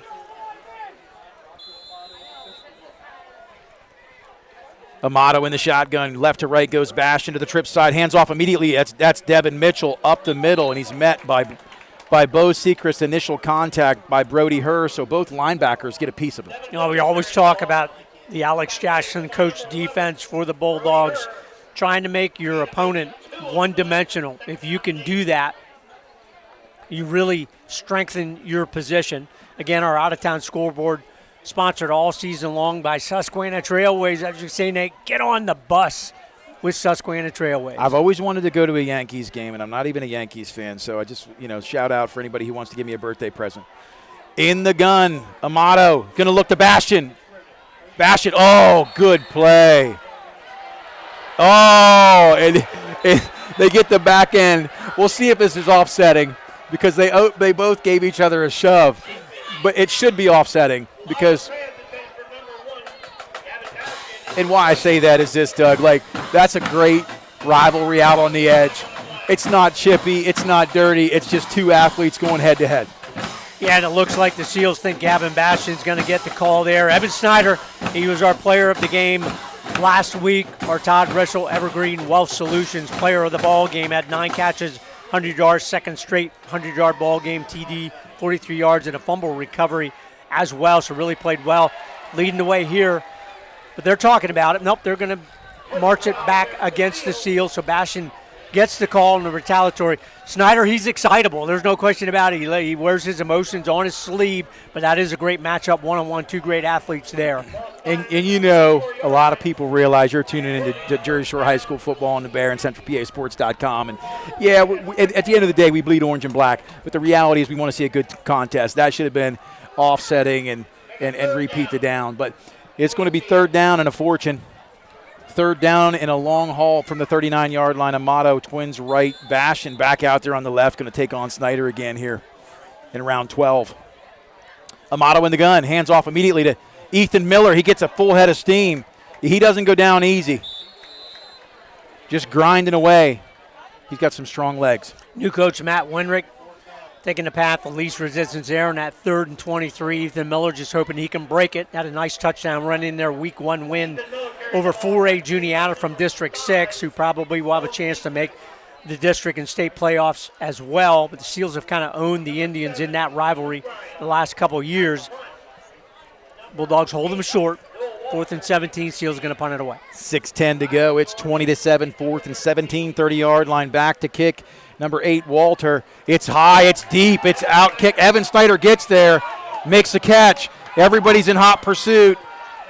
He makes a cutback. It's coming back. And they have a block in the back. And I really thought it was clean until the very end. And I wish for 1 minute I could understand why a lot of that always takes place behind the play. Yeah, sometimes you wonder if the officials just need a second to kind of digest it. Where was the guy? Exactly, did he push him? Did he just kind of glance by him? The Seals wanted a penalty because Bo Sechrist, on the pressure of the punter, kind of went by him and caught him, but really did so when he was going by. So another nice punt return by Evan Snyder, going to get nullified by that penalty. Legal block in the back. They don't call that a clip anymore, but basically what it was. They got a nice punter, though. Oh, he's very good. Listen, Carter Young must have done some solid mentoring because that flew 50 yards in the air. That was one heck of a punt. Evan Snyder did a great job corralling it and running for it, but again, a huge penalty. 1st and 10, 21-yard line. Trips left. Jordan in the shotgun. He's going to run the option. Hands off quickly. Makes a cutback. Ooh, upended. Upended. Nice hit on that. Ethan Miller's a solid dude. Helps Brody Herr up. I mean, he's a leader of this team.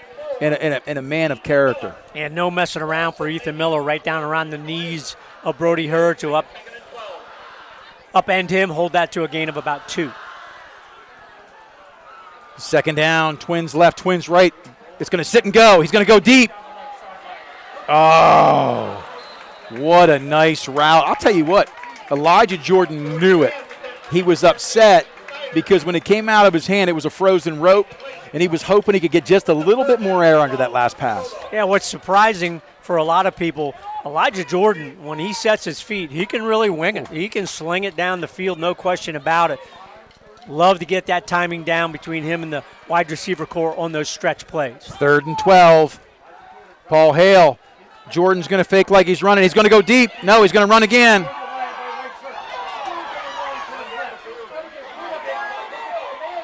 Oh, he makes the catch.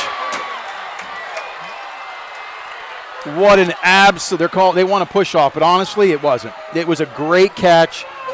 The defensive back just didn't get turned around. His head wasn't on a swivel.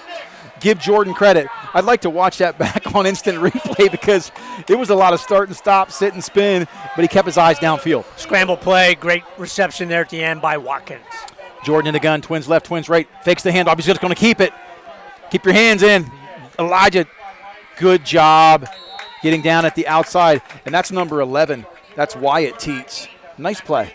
Oh, very, very nice plays. Brother was a stalwart for the last 3 or 4 years. Teets played a little bit for the Seals last year when they made that deep run in the playoffs, led by Tucker Teets, now player at LHU that you mentioned earlier. That game on the air tomorrow, 1 p.m., Nick Severini on the call. Jordan in the gun. He's going to hit Paul Hale immediately. Paul Hale's got speed. 40-yard line, just outside, but that's the difference. He's got the game speed. Some guys have track speed. You see how quick he gets into the explosive yards after the catch? That should be a chain mover. Really love to see how Elijah Jordan spread it around. Paul Hale's second catch of the ball game. Watkins, Luke Ryan, Evan Snyder all have caught the football tonight. Excellent catch, excellent run. Got it out quick. 1st and 10, 38-yard line. Right to left goes Severino. They're going to call a timeout. Okay, I wasn't sure if the Dogs were calling a timeout if our formation was off.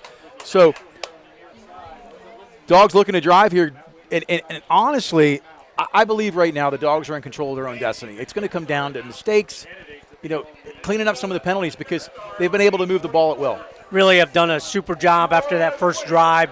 That was kind of stymied by the mishandling of the football on the kickoff. Really have put together 3 nice drives here in the second half. This one will be a big one, though, Nate, because it would stretch it out above that 21-point margin, kind of give you that gap there, and really take that momentum going into halftime. Again, our halftime is going to be sponsored by Weary's Pine Creek Inn, Route 44 North. Give them a call, 570-865-6630. Check out their great menu. They do a super job out there in Weary's Painting and Contracting with over 20 years of experience.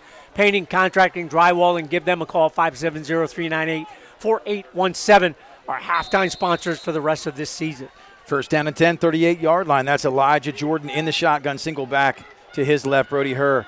Left to right goes Watkins. It's going to be immediate handoff with the motion. Brody Herr gets up the middle, spins. Some big sticking going on. I'll tell you, anytime you see 44 coming on the scene, there's going to be some head hitting. Super job there on the right side. Zach Myers, Owen Vandruff leading the way. Nice pickup on that run play, 1st down.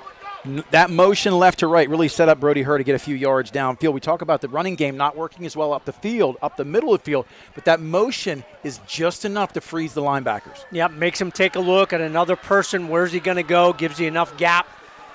Bulldogs will take that type of run on 1st down all night long, 2nd and 5. I don't understand why the officials were waiting for the defensive unit to get on the field. Like, set the ball and go. 2nd down and 5. Elijah Jordan in the shotgun. He's going to play the option. Immediate handoff. Brody Herr. Good blocking downfield. Brody Herr gets there. He makes a hurdle. We're going to see it's going to be close to the 1st down. They want a late hit. Of course, anytime you're over in the sea of orange, man, it looks like the Sun-Kissed commercials of old. You know what I mean? With that sea of orange and right near the Bulldog dog pound over there, the student section. And Coach Bergen is the official on this side for the officials crew. Marks that. Brody Herr does pick up another Bulldog 1st down. Twins left, Twins right in the gun. Jordan's going to look left immediately. It's Paul Hale. Paul Hale gets that, makes a cut up the field. Paul Hale, 20, 15, makes a cut, 10. What a cut. 2 cuts on that. They were ankle breakers. Nice tackle there at the end. Gavin Bastian one-on-one to prevent the touchdown, but Paul Hale showed the athleticism there. Stop and cut. Picks up an extra 20 yards. Bulldogs first and goal. I'm telling you what. First and goal, Elijah Jordan, shotgun, single back, Brody Herr. Oh, there's a lot of dancing with the stars going on there. We'll see who moved first. That was, listen, is there such a thing as the entire lines? That's not 5 times 4, is it? It's just 5, I hope. Everybody moving on that play. Holy cats, man. Can't point anybody out. So the Bulldogs caught themselves 5 again. Those unprovoked penalties, man, they're tough. The worst part about that was, Doug, they weren't even in unison. There was no synchronicity on that play at all. First down and 12. Jordan in the gun. They go immediately to the side. Evan Snyder. Good block out there by. Oh, he's in the pylon. Touchdown. Did you see who got out there? Zach Myers, number 72, leading away from that tackle position. Super job there. Oh, my gosh. His father, Curtis Myers, has been a long-time middle school principal down in Montoursville. You should be proud. Loves the kids, loves education. But it's amazing to me to see a lineman get out and lead the way on that flanker screen. And super job there by Evan Snyder. Takes a dive for that last yard or two to go in for the score. Elijah Jordan, they're going to go for 2. He's going to keep it. Does he get in? He does get in. That's a big play. You talk about 2 points. We talked about getting up 3 scores, but to get up a true 3 scores, that's very impressive. And, you hit on something right there.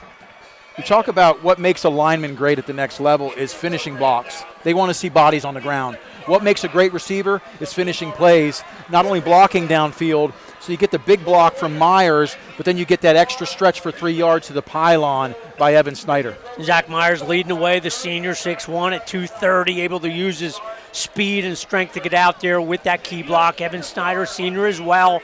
He's been our player of the game once this season already. Super effort at the end of that play to get in for the score. So the Bulldogs stretch out the lead. Their 4th consecutive scoring drive. End of the first quarter. 2 at the end of the first quarter, 2 here in the second quarter as well. So 3:16 to go before the half. Bulldogs stretch out that lead 28-7.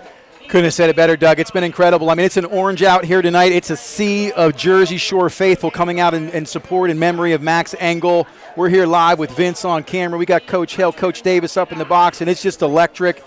To be up 28-7 here with 3:16 to go here in the second quarter. The Seals are really going to have to come back here. When we think about the Seals' first touchdown, too, set up by 30 yards of penalties as well as a muffed handoff on that opening kickoff. The deck is stacked against them. Let's see if they can dig deep right now and be resilient. Brody Herr coming up with our Joe's Equipment kickoff. Again, see Aaron and our crew. Cement Drive, Jersey Shore, kickoff sponsor, Joe's Equipment. Kick is short. Jersey Shore might recover.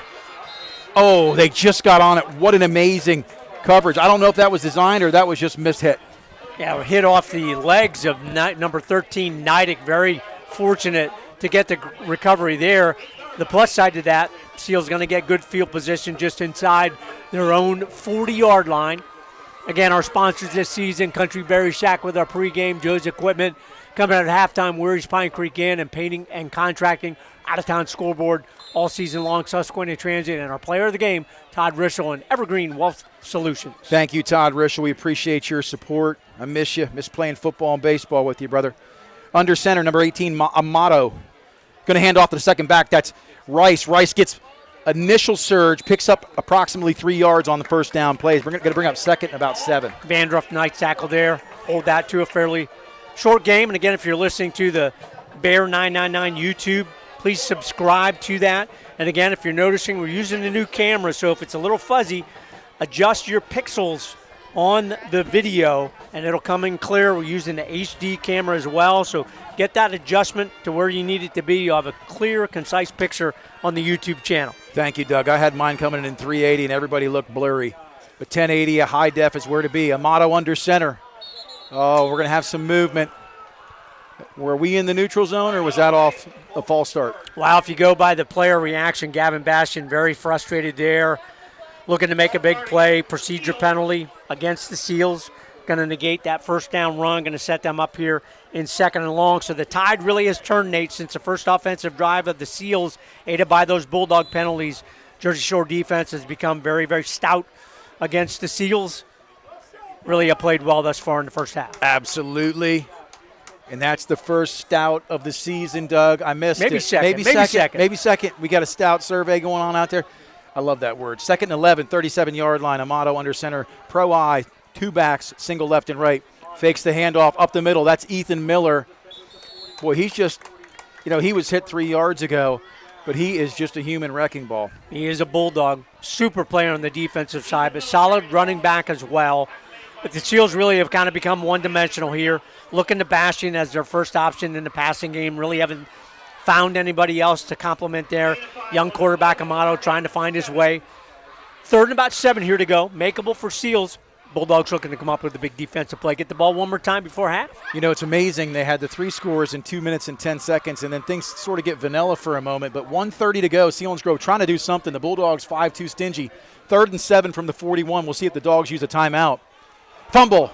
Ethan Miller picks it up. Did a heck of a job. Oh, look at that. It's going to be 4th down and a long 2. Do you gamble? Yeah, if you're the Seals, I was just thinking the same thing. Maybe you just say, hey, we're down 4 scores, 3 scores basically. Why not take a chance? 1:18 to go here in the second quarter. Matt Runrick, first-year coach, former Seals player on that 2009 state championship Seals team. They're going to take a look at it. Yeah, they're going to take a look at it, but 8 comes out. I believe he will punt. And I'll tell you, I'd like to see the net yards per kick on him tonight, other than the Evan Snyder big return where it was that low end-over-end kick. He's done a great job of punting. So right now we talk about if they do punt, the Bulldogs have to just catch the football and not give Selinsgrove great field possession. Well, Coach Sean Hale corrected me in that the Bulldogs took that timeout. Selinsgrove did not. They are thinking, hey, the Seals are going to punt this one away. 1:18 to go here. We do want the ball back. And we're looking to score one more time here before the half. So, if they do get the football, no matter where they're going to go, they're going to take some chances down the field. Rice is the up back. Now watch Rice. I'll tell you, he's super athletic and he also has a history of playing the quarterback position. So 4th and 3. The Dogs got to get a couple of return guys back. Bastion's out here. They've got to get somebody out on him. Yeah, the Seals actually only had 9 players. Now Bastion and another player coming in to make it the full complement. Jordan and Snyder deep for the Bulldogs. Walter to punt. Snap is back. Kick is away. This one's deep. Nice kick. Evan Snyder picks it up. Gets outside. That's one of those plays, Snyder choosing to sit down. Does a good job of, there's some verbiage there, and they might have gotten Snyder on the back end for verbal. Yeah, so if the penalty is against the Bulldogs, boy, it really sets you up deep in your own territory. You're at the 15. You're going to be inside your own 5 after that penalty. Yep, that's going to be a personal foul against the Bulldogs. So maybe some words were exchanged at the end of that one. Bulldogs retreating, so that penalty definitely go against. So it negates any type of positivity on that punt return. Bulldogs definitely have to get that under wraps. Just have to know, got to get those emotions under control. Can't be talking when the official's standing right there. No, and we talked about that early on, the heated kind of, sportsman-like contest between him and Bastion, number 1 for Selinsgrove. They got Bastion on the back end of that one. They got Evan on the front end of this one. So it's sort of a wash, Doug, if you look at it from that perspective. It's going to be 1st and 10 on the 8-yard line. Twins left, Twins right. Elijah in the gun. He runs it himself up the middle. Does he get a block? Down the sideline. Does he get out of bounds? Yes, he does. Stops the clock. Boy, what a shifty run. He is good. Stopping and starting Elijah Jordan, Seals player, down on the field. So we're going to have a break and play while the training staff comes out. But Elijah Jordan going to set up the Bulldogs there in 2nd and 2. 58 seconds ago here in the half. Been a nice end of the first quarter. Super second quarter for the Bulldog offense. Really have put some things together. Stretch out this lead, 28-7 Dogs. Yeah, and it's been an incredible first half. Other than a slow start from the Bulldogs, they really poured it on hot and heavy in the latter part of that first quarter into the second quarter. So with 58 ticks to go here in the second quarter, Dogs up 28-7, and Selinsgrove looking to find an identity. And we talk about even right now, there's Ethan Miller kind of walking something off. Another man down for the Seals. Hopefully he's okay. And we talked about the Seals roster down a little bit. They only count about 30 kids here on the varsity roster. They normally had upper 40s, maybe even low 50s the last couple of years when they've really had some super teams. Like the Bulldogs, you can't afford to lose any players. Certainly don't want to lose a starting player in the ballgame. At number 6, Vasquez hops up. Hopefully he'll be able to come back in the ballgame in the second half. So we do want to mention the Bear Country and the Record Online wishes aren't just for Christmas time. They're hoping for a safe and successful football season, but they have a GoFundMe campaign to purchase football helmet pads for all Jersey Shore, Central Mountain, and Bucktail Middle and high school players this year and in the future as well. Please go to that GoFundMe page on the Bear Country 999 website, WQBR Facebook page, and the Record Online Facebook page as well. If you love to donate, love to be able to get all of those players covered with those helmet pads throughout the next couple seasons. So Jordan picks up 7 on that initial first down, makes it a 2nd and 3 from the 15-yard line. Got enough cushion now.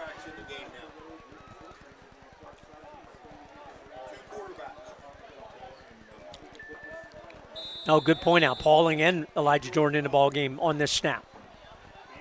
Right to left. Luke Ryan. Jordan's going to keep it. Throws it to Paul Hale. Paul Hale inside.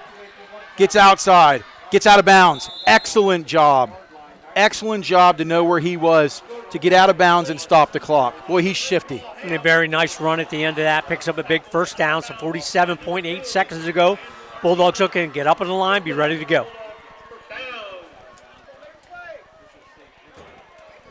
Elijah Jordan in the gun, twins left, twins right. He's going to roll right. Got a man, he makes a miss. Evan Snyder down the sideline, Bastion in the way. Rice is there. Rice makes a great tackle. Here comes a flag. So similar to what happened to the Dogs earlier, face mask. Yeah, face mask or a horse collar. Couldn't see if he had the face mask. That's probably the call, though. So the Bulldogs had one of those earlier. Going to add to a nice pitch and catch there. Jordan to Snyder. Extra number of yards, but the officials talking about this one here, Kevin McNamara. Not much to talk about. Where exactly did Snyder go down? Maybe what they're talking about, but personal foul against the Seals. It is the face mask. 38.6 seconds to go. Bulldogs looking to put together a nice drive to cap off a very positive second quarter. And I just saw, Paul Hale's a former quarterback. I saw him looking at the sidelines trying to send Tom Gravish a couple signals. I mean, he's like, throw me a bone, coach. It's funny. So we got out here to the left, Carson Watkins with a couple nice grabs tonight. Carson Watkins along with Paul Hale on the left side of the split, twins. And Evan Snyder along with Luke Ryan on the right side. Elijah Jordan the gun, single back. 1st and 10 on the 30. 38 seconds to go, second quarter. Dogs looking to score. Jordan gets the snap, goes immediately to Paul Hale. Gets a block, Paul Hale cuts back inside. Down the middle, Paul Hale. 10, 5, touchdown. What an absolute explosive run. I'm telling you something, between Evan Snyder and what we're starting to see emerge from Paul Hale on the outside, it's another gear. It's really impressive. And that score, sorry, Doug, that score, 40 seconds. Didn't think he had enough space there to get away from the defender, but he showed the strength to get away from the first one. Good block there by Watkins, but he really showed the athleticism and speed. That's a big score right before the half. Still 28.9 seconds to go. Bulldogs, 5th consecutive scoring drive here in the end of the second quarter. I had no idea that play was dialed up, but I saw Paul look to Gravish, threw a hand signal, and whether that was the play or not, I don't know, but it came right out to him. Yards after the catch, like you said, I don't think you could have threaded a needle, and it didn't seem like he had enough daylight to break back inside, but he did. And what's hard to believe for me on that particular drive, we're penalized initially with a little jabbering on the front end of that last play on the punt return. Start off from inside your own 10-yard line, go 90 yards in 40 seconds. No, really super drive. From your own 8, 92 yards, pay dirt, 30-yard pitch and catch. Super run at the end of that one by Paul Hale. Brody Herr on to try to get this one up. Needs a little bit of a lob wedge on this one, not the 4-iron. Brody Herr done a great job kicking all season. Snaps back, hold is down, kick is up. This one's drilled. That was money. So Brody Herr, excellent PAT on that to make it 35-7. I'm really impressed tonight with the sharing of the wealth at wide receiver. That's been the key, and I know you talked with Coach Gravish about that a week or two ago. This team recognized early in the offseason over the summer that somebody was going to merge, a player or two. That you're always going to have a key or a favorite receiver. Last couple of years, it was Dathan Tyson at over 900 yards last year. Would have had a chance at 1,000, missed probably a game and a half with some leg injuries. He was the key guy, no question about it. But who was it going to be this year? Evan Snyder started to come on last year. We've talked about Paul Hale, but to sprinkle in Carson Watkins, Luke Ryan, Luke Thompson from the tight end position as well. You have 5 different receivers, and that's not counting the backside of the backfield that Coach Gravish has talked about. Bo Sechrist, Brody Herr, they'd love to get them more involved in the passing game as well. It just gives the defense so many people to keep track of. Bulldogs have really taken advantage of it. Super drive there, 92 yards. Hit pay dirt, stretch out that lead 35-7. Yeah, just impressive to see the system come full circle and doing a great job. Nice kick, Brody Herr. This one's deep. It's returned by Rice. Rice fumbles it, gets away. Paul's there. Paul did a good job, though, of not going helmet to helmet on that. That's one of those plays where you end up getting called for a late hit. Always interesting here. Selinsgrove down. They're still searching for that offensive identity. You know, Amato would love to go to Gash and Bash and get some positive feelings here going into halftime, but do you take a chance, stretch the field? I think they might take one shot, but if it doesn't connect, probably take a knee, see what they can figure out at the halftime break. Yeah, quick substitute for the secondary for the Bulldogs. Paul Hale in at corner for Evan Snyder, giving him a little breather. Amato going to take a knee. And the Selinsgrove is going to be happy to receive the second half and go into the locker room down 35-7. Yep, answered that question very quickly. Coach Matt Wenrick in his first season for the Seals. Been tough. They got that win in week number 1 against a good rival in Juniata, but they've really struggled on the offensive side the last couple of weeks. The Bulldogs started out slowly, but boy, they answered it. 35-7 at the half. Bulldogs go in feeling good about themselves. Looking forward to the second half as well. And our new sponsors, Weary's Pine Creek Inn, Weary's Painting and Contracting. Again, we'll take a break.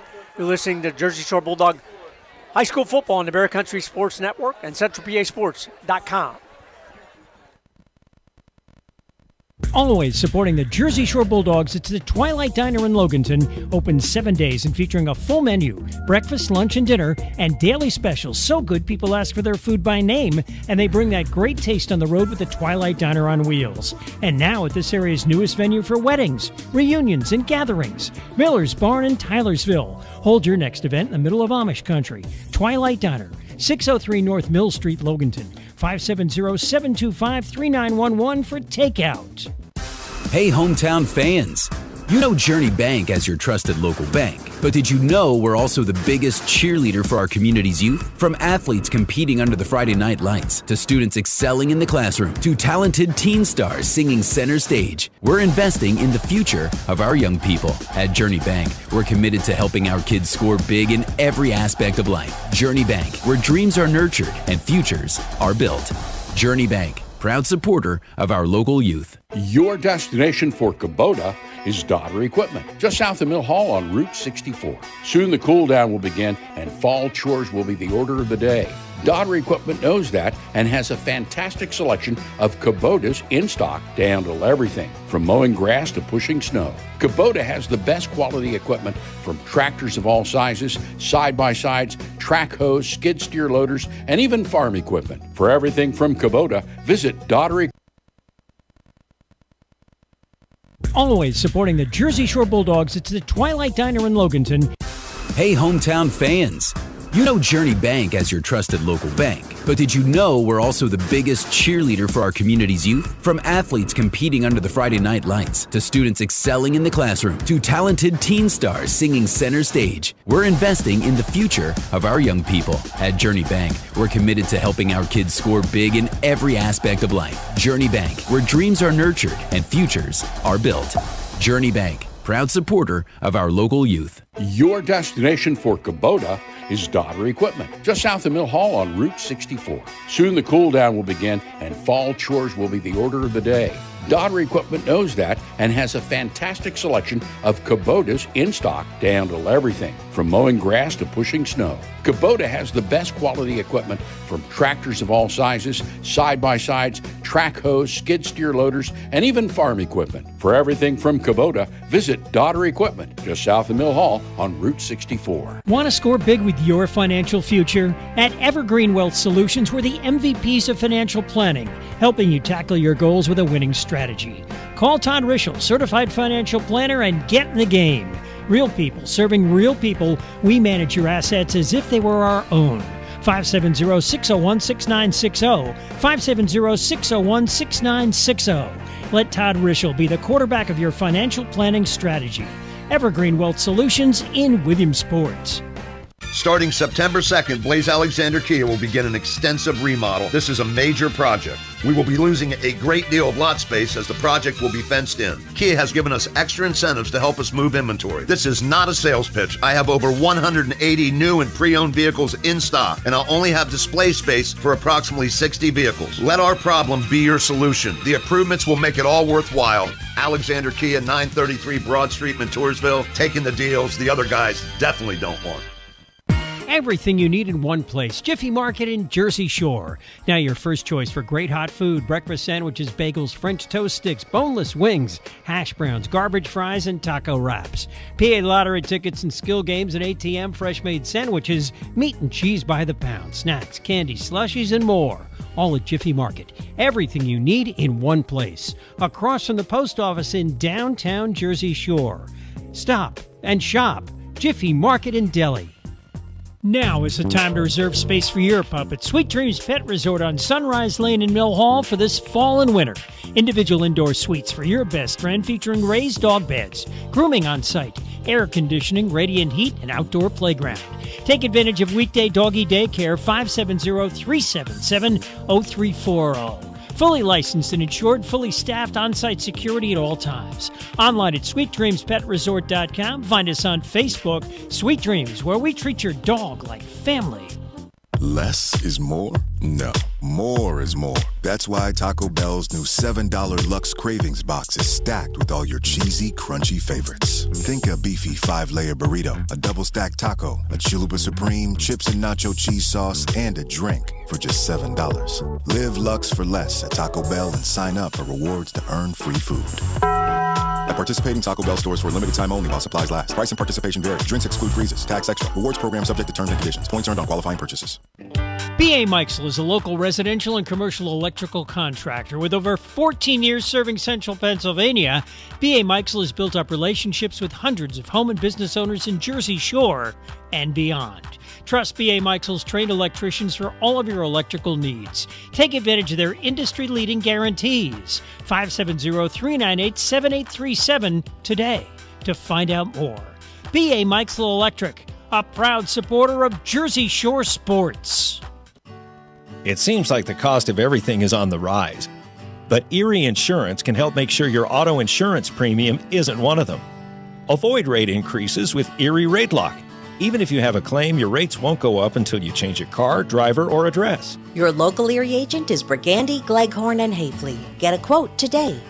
Erie Rate Lock is not available in all states. Other conditions and limitations at erieinsurance.com. Go to erieinsurance.com for company licensure and product details. A proud supporter of the Jersey Shore Bulldogs, TLC Fuels is a family-owned local business. Established in 1998, TLC Fuels serves residential, farm, and commercial customers from their Jersey Shore location just off of Route 220 at the Pine Creek exit. From fuel oil to diesel fuel and gasoline, TLC Fuels has thrived on a consistent dedication to you and your family. Call 570-753 5722 today. Getting quality employees to fill positions in your company is essential, but finding those people can be a major hassle unless you use ZipRecruiter. ZipRecruiter makes finding quality people a breeze. ZipRecruiter's advanced technology identifies candidates with the right skills, sends you great matches, then you can easily invite them to apply. 4 out of 5 employers who post on ZipRecruiter get a quality candidate within the first day. See for yourself. Go to ZipRecruiter.com/free to try ZipRecruiter for free. That's ZipRecruiter.com/free. Bear Country 99.9 FM. Doug Byerly, Nate Carpenter back here at halftime. Our Weary's Pine Creek Inn and Weary's Painting and Contracting halftime show. Again, want to give a shout out to all of our sponsors. Our new pregame sponsor, Country Berry Shack, 521 Allegheny Street. Please go and see them at their open house at Country Berry Shack on Saturday the 14th, starting at 9 a.m. See all of the products they have for sale. Check them out at Country Berry Shacks. Our kickoff all season long. Brought to you by Joe's Equipment. Again, halftime brought to you by Weary's Pine Creek Inn, Route 44 North, 570-853-6630. Go check out their great menu. All the good things to eat up there in the Pine Creek Valley. And Weary's Painting and Contracting, over 20 years experience. They stand by their professionalism, their broad range of painting, drywalling, and contracting services. Weary's Painting and Contracting, 570-398-4817. So we'll do the out-of-town scoreboard first because Coach Hale, he needs that phone back for sure. Sponsored all season long by Susquehanna Trailways. Give them a call, 570-322-5361. Get on the bus with Susquehanna Trailways. So our out-of-town scoreboard, great game, Danville, Montoursville. Danville leads 9-8 at the half. Shamokin, who we will see next week right here in Thompson Street Stadium, 42-0 over Shikellamy. And tell you folks, the Indians from Shamokin this year, they are very good. They are for real. Southern Columbia 35, Milton 7. Mifflinburg has come back to lead over Mount Carmel at the half, 27-26. Good game there. Lowestoft Township and the Lancers lead Hughesville 6-0. Hughesville comes into that game at 2-0. Troy all over South Williamsport, 36-0. Troy Trojans, very, very good this year. Bald Eagles lead Penns Valley 29-0 at the half. Montgomery looks like they might get a win. Red Raiders lead 28-13 over Sayre. Williamsport leads Central Mountain 24-3. We'll see Williamsport and the Millionaires later in the year. They're looking to go 3-0 as well. My alma mater, Lime Mountain, leading a good junior team 14-6. Hollidaysburg 14. Allegheny, the Campers out of Cumberland, Maryland, 14-0. And Hollidaysburg we'll see on the road later in the year. Warrior Run big over Midwest, 50-0 at the break. Muncie also big over Count-Esky Valley, 45-6. Dallas and Abington Heights tied at the half, 10-10. And then do we have a Scranton Prep Canisius tomorrow at 2. And then we saw the Wyalusing Wellsboro score. That was yesterday, 13-0 Wyalusing. Lewisburg looking to go 3-0 over a decent Bloomsburg team that beat Central Mountain 14-3 at the half. That is our out-of-town scoreboard, again, sponsored all season long by the folks at Susquehanna Transit. Again, contact them at 322-570-322-5361. Again, get on the bus with Susquehanna Transit. Again, our halftime sponsored the rest of the season, Weary's Pine Creek Inn, Route 44 North. Give them a call. Super menu there. Take in all the sights and sounds in the Pine Creek Valley, 570-865-6630. And Weary Painting and Contracting. For 20 years, painting, drywall, contracting services.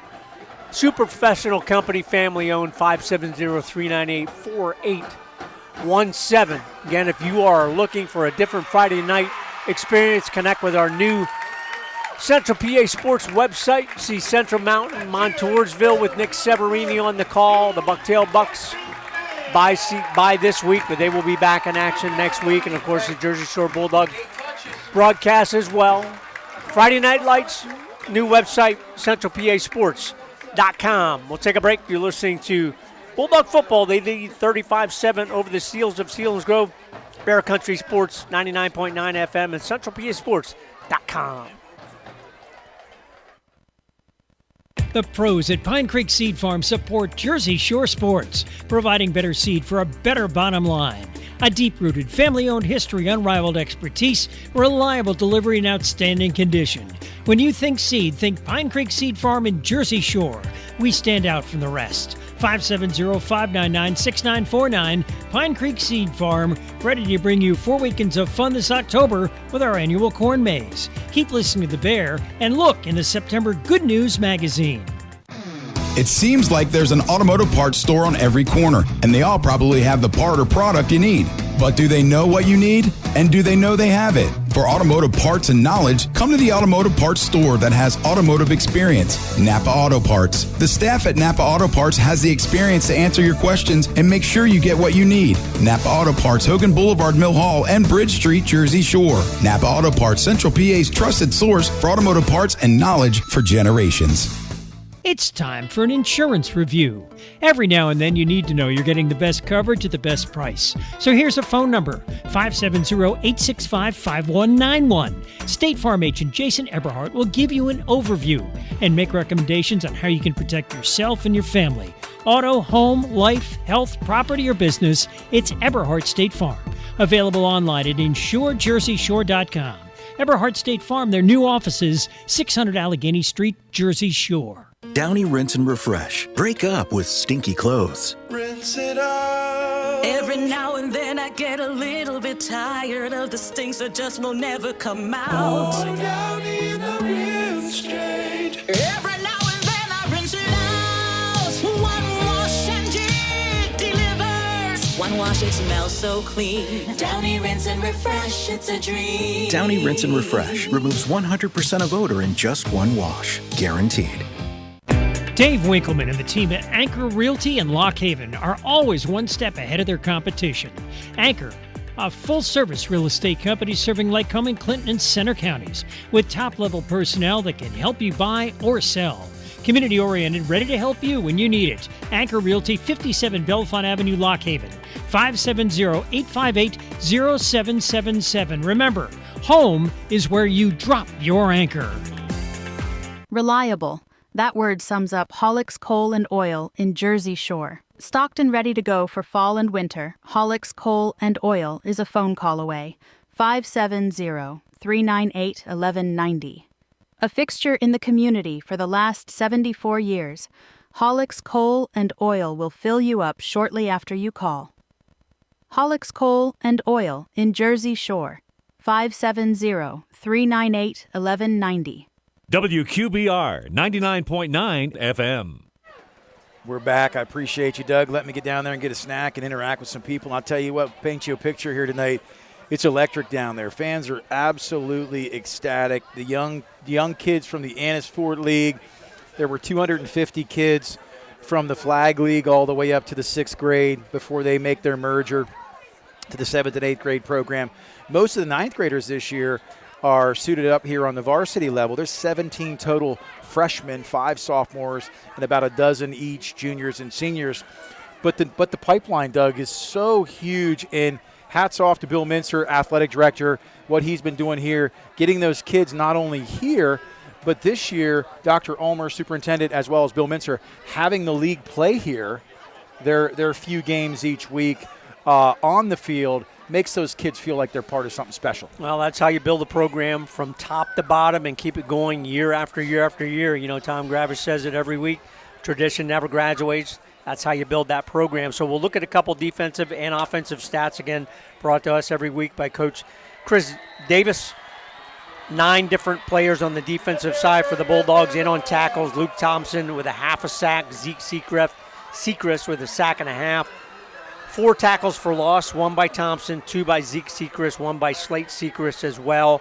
Bo Sechrist leads away, 5 individual tackles. Really solid after that first offensive drive for the Seals. On the offensive side for the Bulldogs, run the football a little bit more effectively. Brody Herr, 11 carries for 36 and 2-yard touchdown run as well. Elijah Jordan, 12 for 88.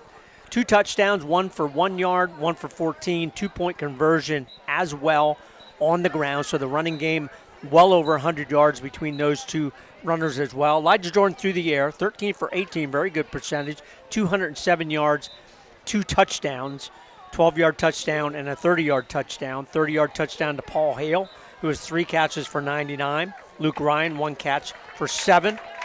Elijah Evan Snyder, 3 catches for 45 and a 12-yard touchdown run. Great ending dive there. And then Carson Watkins, 4 catches, 71 yards, so he has the most yardage. 2016 and a nice 31-yarder on that last drive to stretch it out. So a good offensive production in the first half. Jim Carpenter sent us some time of possession stats. Jersey Shore, 11:06 to Seals, 12:54. Shore with 39 plays, Seals with 30 plays. Scoring drives, again, compiled all season long by Coach Sean Hale. Selinsgrove led the way early in the ball game, 6:47 to go, first quarter. Ethan Miller, 2-yard run. The Seals went up 7-0, but then Shore put together 5 consecutive drives. 2-yard run by her, tied it at 7 after the good PAT. Bulldogs took the lead for good. 1-yard run by Jordan at the 27-second mark of the first quarter. Scoring continued into quarter number 2. 14-yard run by Jordan. Extra point, no good. Bulldogs led 20-7 at that point. Stretched it out at the 3:16 mark of the second quarter. 28-7, 12-yard pass from Jordan to Snyder. Her extra point was good. And then right before the half, 28 seconds ago, 30-yard pass and run, Jordan to Paul Hale. Extra point by her was good. That brings us to the break. 35-7 Bulldogs. A little slow start, Nate, but boy, they put it together. Really productive end of the first quarter, super second quarter as well. Seals, Nate, still looking for the answers on the offensive side for their season and in this ballgame. Yeah, and you talk about 38 plays for the Bulldogs. I mean, they're on pace for 76. That's what Del Val had last week. You get into the 70s, that means you got into the fast car. You were able to impose your will. And usually if you get to the 70-plus play mark, you've also really done a lot in a short period of time. And that's why Jersey Shore time of possession really has been an insignificant stat over the past 5+ years. They just score, and when they score quick, and they score in a hurry in a sense of really kind of catching the defense off guard tonight. You talked about stepping up. Evan Snyder became a household name early on this year, and then last week with the beautiful double spin move to get to the end zone to put us up and to win that game 14-10. Tonight, Paul Hale, the emergence of Paul Hale has been special, really just from the quickness, the burst, getting yards after the catch, and you called it on his last touchdown. Didn't have a whole lot of a window to make that break to the end zone, but did it, and did it with precision. So Seals will receive to start the second half. That's the first good news for them in about a quarter and a half. Joe's Equipment, our kickoff sponsor, Brody Herr, talking to the official, trying to get this one teed up. Go see Erin and her staff on Cement Drive just outside of Jersey Shore. Steel products, service for all of your outdoor project needs. Give Joe's Equipment a call at 570-398-1391, and we'll begin talking about our player of the game. Week number 1, it was Elijah Jordan, Slate Bowe, and Zeke Secrets on the defensive side. Week number 2, it was Evan Snyder, 9 catches, 100 yards. Snyder making a pretty strong case along with Elijah Jordan on the offensive side for the Week 3 player of the game. Again, brought to you all season long by Todd Rischel and Evergreen Wealth Solutions. Player of the game sponsor. They manage your assets as if they were their own. 570-601-6960. Brody Herr gets into this one. It's going to be down to Rice, inside the 20 to the 25, out to the 30. Rice has some legs, but boy, Bo Sechrist, he's brawny, and he just plays with a bold presence. You know, he's not the quick guy like the Rice guy, but he's like, you know what, you're not going to go anywhere. I'm going to tackle you around the shoulders, and you're going down. Very sure tackle there by Bo Sechrist, solid special teams player. Decent field position for the Seals. They'll start this drive down 35-7 again at their own 34. Seals looking for some answers here on the offensive side of the football. Gavin Bastion's got to be in the mix here for the Seals. First possession of the second half. Seals looking to make something happen. 11:54 here to start this third quarter. Rocco Amato in the gun. Going to pitch back. That's Devin Mitchell. Devin Mitchell just boom. There he is again. Oh, number 5. Another nickel on the play. Look at that. Bo Sechrist, Owen Vandruff. Really solid is Owen Vandruff from that defensive tackle position, giving Bo Sechrist a chance to come in and clean it up again. Landon Rea, the senior, in that nose guard position. Slate Sechrist, Zeke Sechrist, Luke Thompson rounds out the front 5 for this 5-2 Bulldog defense. So, Rocco Amato thrust into the role after Pastore, graduated. He's only a sophomore. They have him listed at 5'9". He looks more like 6 foot. But number 18, under center. I formation, going to go to the second back, and there's just nothing there. Zeke Sechrist, just two-legged takedown. Should get 2 points for that. Wow, another tackle for a loss for the Bulldog defense. It's really key to the ball game. If you can, again, shut down that running game and force you into one-dimensional passing game, particularly when you're looking to one receiver, Gavin Bastion. That's who Rocco Amato is going to look to on this play. 3rd and long for the Seals. That is right, 3rd and 9, 34-yard line. Paul in at corner on Bastion. Bastion out on the island. Paul Hale matchup. Under center, Rocco Amato. He's going to fake. No, he's going to go right to Bastion, sitting down. Bastion's there, but Paul Hale. Oh, they miss him. Bo Sechrist gets out there, though. So close. Just in and out of the grasp. It's a tough play to make. Initial tackler slips. 1st down for Bastion. But you got to be honest, Doug. I don't care who's guarding Bastion. 1 out of 3 plays ends that way. Well, Gavin Bastion is going to end up with the bulk of the yards for this Seals offense, no matter how this game turns out. He's a great receiver. Definitely has college in his future if he decides to go that route. I understand he's a great baseball player, too. And at that 6'1" frame, he's got to have a cannon for an arm.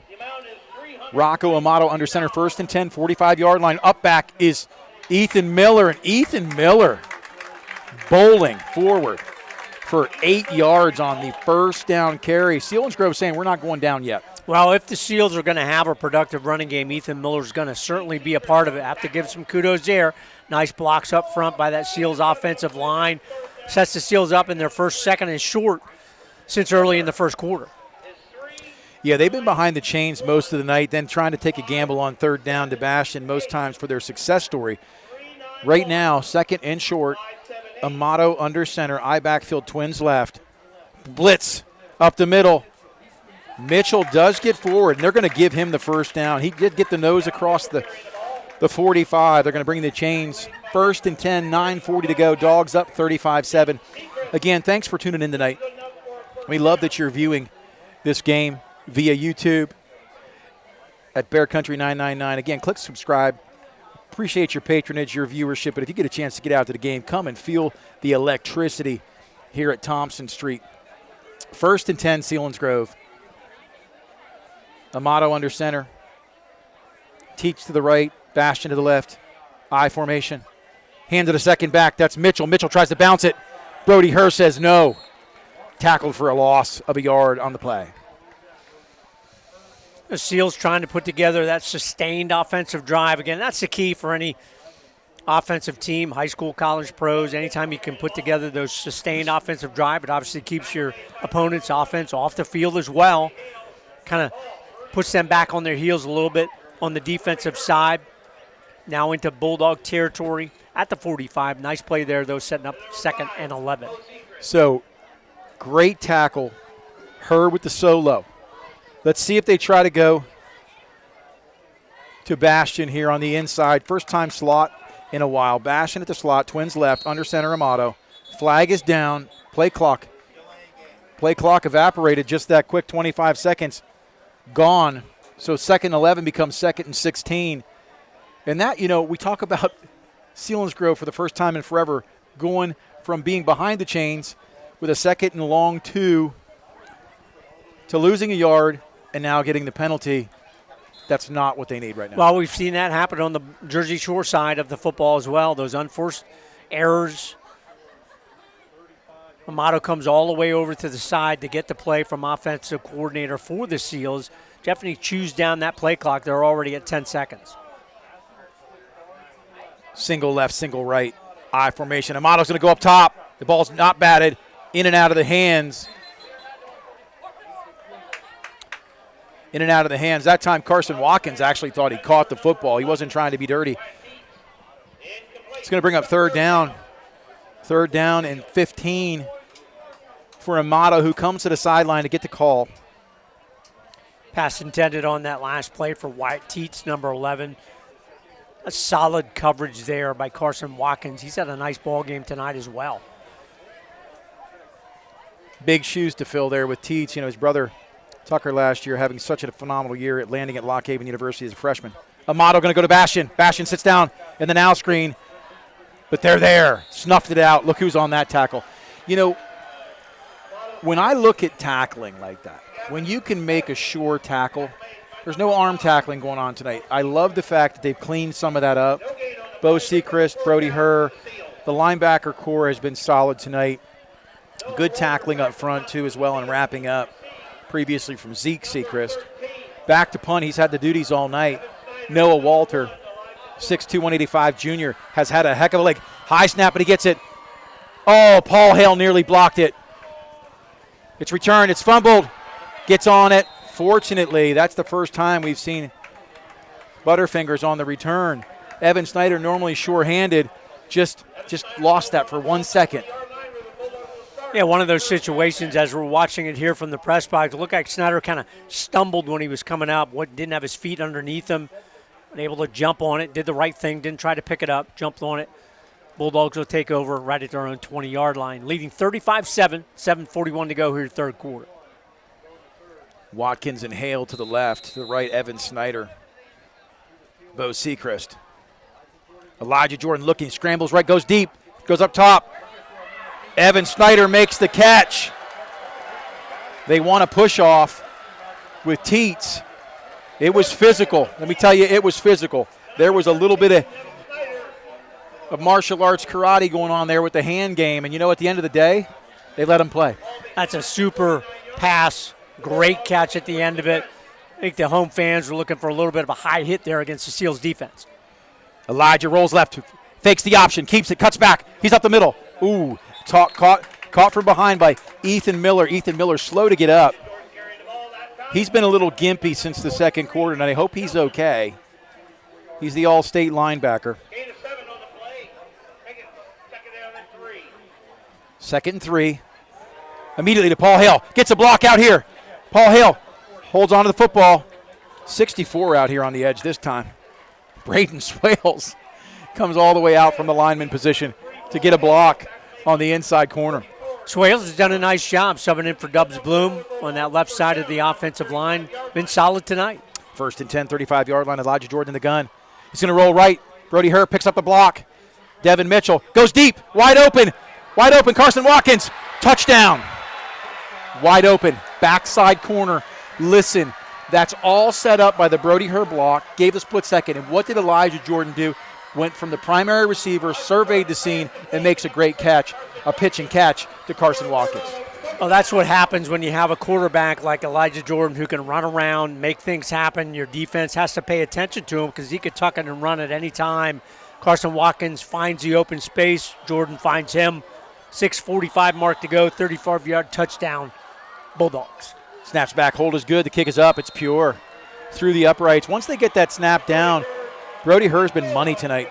Let's go back to the Carson Watkins. I mean, he was wide open by 15 yards, and he just waited on that throw. Elijah Jordan didn't have to do anything fancy. That's a lot of times it's a throw where if you don't set your feet, you overthrow it, you underthrow it. And Elijah just, with poise, set his feet and made a nice throw. We've mentioned it several times tonight. Super to see Elijah Jordan just spreading it around. I mean, Paul Hale has had a great game. Evan Snyder has had a great game. Elijah Jordan has had a Super Bowl game running the football. Brody Herr, very solid as well. Carson Watkins had a nice catch, set him up at the 1-yard line early in that second quarter. And then, boy, he had the nice catch on the last drive of the first half as well. And then super play there, 35-yard pitch and catch. Jordan to Watkins, stretching out that lead over the Seals, 42-7 Bulldogs. Well, here's the scary thing. You talk about sharing the wealth. When you have to pick your poison, it's just tough defensively. And like you said, when you have a dual-threat quarterback who's now saying, hey, I'll run when I want to run, and I'll just set my feet when I don't have to, and I'll buy myself some time, and I'll make those second and third receiver looks. Quick update on the out-of-town scoreboard, again brought to you all season long by Susquehanna Transit. Remember, get on the bus with Susquehanna Transit. Danville now leads Montoursville, the Warriors, 16-8. 9 minutes left in the third quarter. Tune in to that ball game. Nick Severini on the call. Nick will also be on the call. LHU, Lock Haven University. First game of the season on the road at Glenville State in West Virginia. 1 o'clock tomorrow. Nick does a great job of calling the college action. Bald Eagles looking to get off on the right foot, 1-0 on the road. Nick's fantabulous. And the reality is he calls a game with a great deal of energy. Lock Haven University coming off a great season last year. Has a tough schedule this year, but we'll see where they land. Brody Hurst's kick is short. It's to Teets. Teets up 35. Met immediately, tackled by a host of Bulldogs, including that number 30, Doug Cash Harrett, the freshman. Story of this game has been the Seals' lack of offensive production after that first offensive drive, which was really aided by 2 penalties against the Bulldogs. Gave them 30 yards on that offensive drive. But give credit to the Seals. They cashed it in, took the early lead 7-0. Since then, on the offensive side, they had a struggle. And this is nice to see the Bulldogs getting some breathing room in there. Number 9 into the game, the freshman quarterback, Nolan Pauling, who came into Dallas for a series to give Elijah Jordan a breather. Boom, hit up front. Initial contact made by 55. That was Talon Lope. 2-3 yards deep, and then the rest of the Dogs took over. Run defense of the Bulldogs been solid again all season long. The guys up front now, Trent Severini. On that left defensive end, Slade Sechrist, Landon Rea, Talon Lope back in, number 55, and Luke Thompson. Talon Lope giving Owen Vanders, who's been solid, a little break here on this series. And Zeke Sechrist went from defensive end into linebacker. Amato under center. There's a blitz. Stretch the play. Rice tries to get outside. Initial tackle by Brody Hurt, cleaned up by Carson Watkins. Pickup of a couple.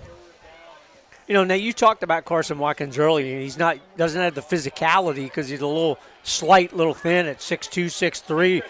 I'll tell you what, though, Nate, he's a nice ball player. Both sides of the football, he's very, very good. Really nice to see him adjust to a starting role here and be very productive. Now we talk about athletes sometimes playing stiff, not having any hips. He's very fluid. He moves well, and he's going to come into his body. He's going to be a force to be reckoned with in the future.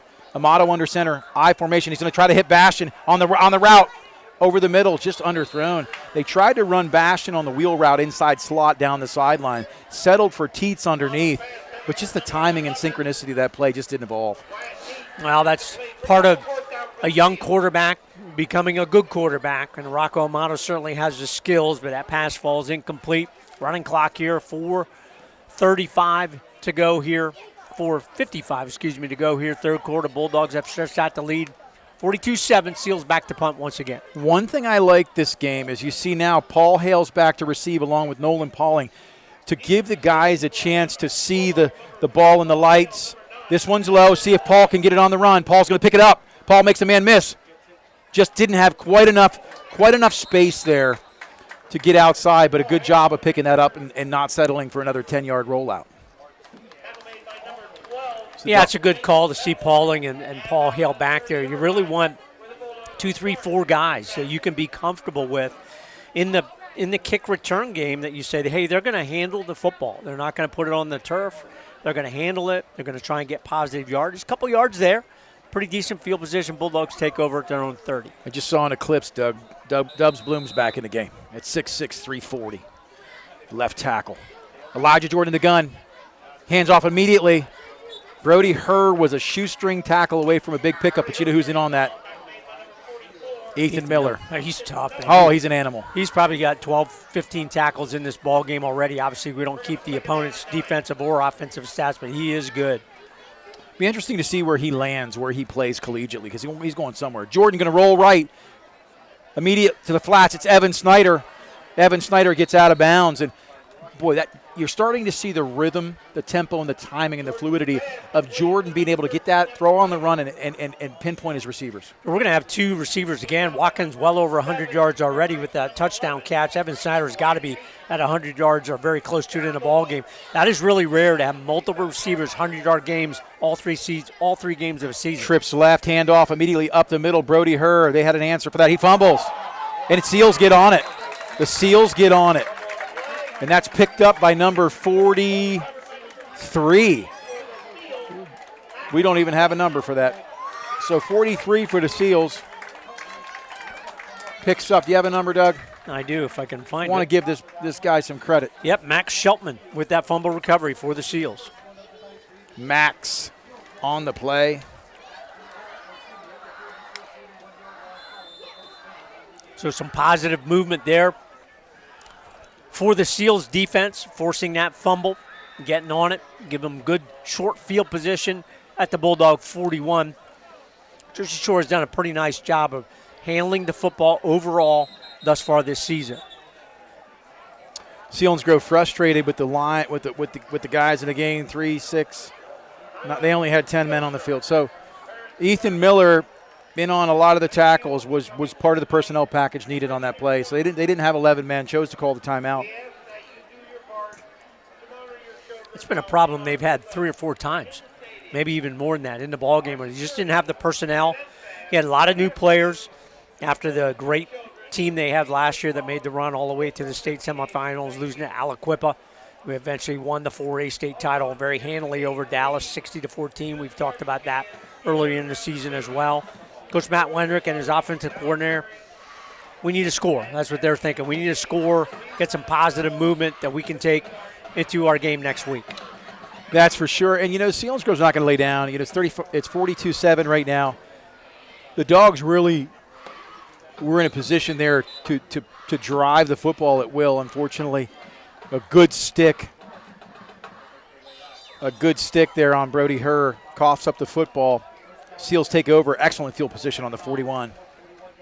Back in the gun. Amato going to go deep. The Bastion. Just that quick. And it was definitely a push off. Not called. It's okay. It is what it is. We've talked about this in the secondary. The officials letting them play because Evan Snyder made a move earlier in the previous series where the Dogs scored and could have called a push off too. So hats off. Bastion Miller is a beast. You give the quarterback credit on the time there. He had just enough time to get rid of the football. When Amato has time, he can throw it down the field pretty well. Bastion, one-on-one coverage there, able to get the separation that he needed. So the Seals score, 3:03 to go here. Third quarter. Snap is back, hold by Teach. The kick is up. Garten, it's good. He's had a nice leg tonight. Done a lot of things well in the punting game, in the PAT game. So 42-14, just that quick. Dogs cough it up. Selinsgrove punch it in. But we talk about the athleticism of Bastion. Gavin Bastion, the senior elite leader, 6'1", 205 pounds. High pointed that football. Good coverage till the end.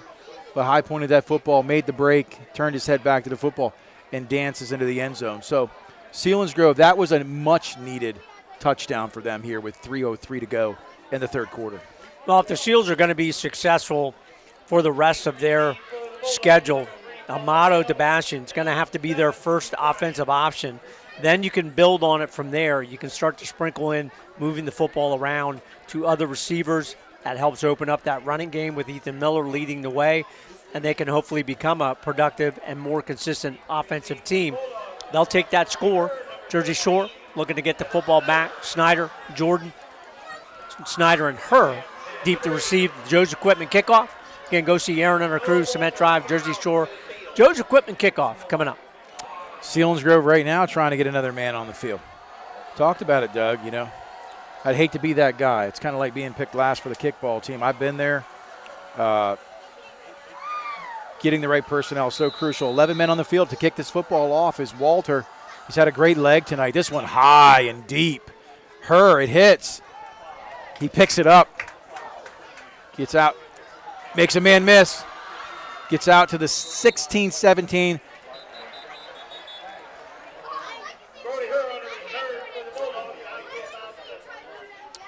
Be interesting to see whether the flag was a late hold, a late hit. Happens so far away from us. We'll see what this flag's all about as the officials face mask, I believe. Kevin McNamara leading this referee crew again from the Susquehanna Valley.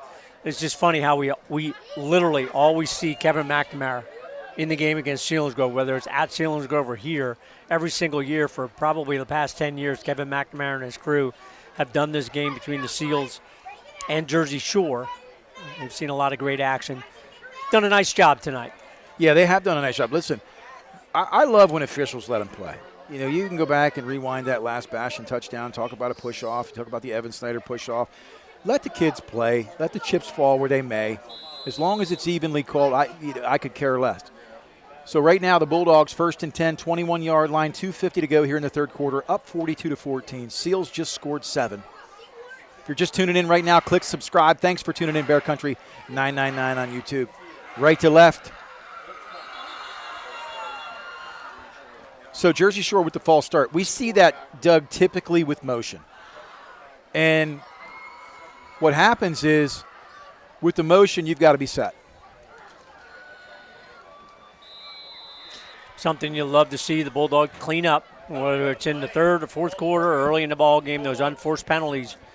Just don't like to see them carry over from game to game. Twins left, twins right, right to left, Paul Ryan. Up the middle, it's Nolan Pauling. Woo, he's quick. I didn't even see him, Doug. I didn't get a number because he's only a freshman. He hasn't hit his full growth spurt. Cool thing about him, he's got the Pauling gene, and his dad was a great athlete. He's got the Lorson gene. We know about the Lorson gene. So they have him marked at 5'9", 170. I'm not sure if I believe the 170. I do believe the 5'9". He's going to keep it. Makes the cutback. He just won't go down. I'll tell you what, you want to call the boot scoot and boogie right there. He would not go down. I think it was like 5 or 6 initial contacts, and he still got some positive yards out of that play. Great effort play there by Pauling. Picks up almost 6. Going to bring up second and short. They do mark it as a 5-yard gain. Great to see Pauling getting these snaps here. Live action against the first team of the Seals. Twins left, twins right, Pauling in the gun. He's going to fake it. He's going to, oh. That nearly didn't come out of his hands. I'm really looking for the press option. I forget what Coach Hale calls it when they fake the now screen or the key screen and they go up top.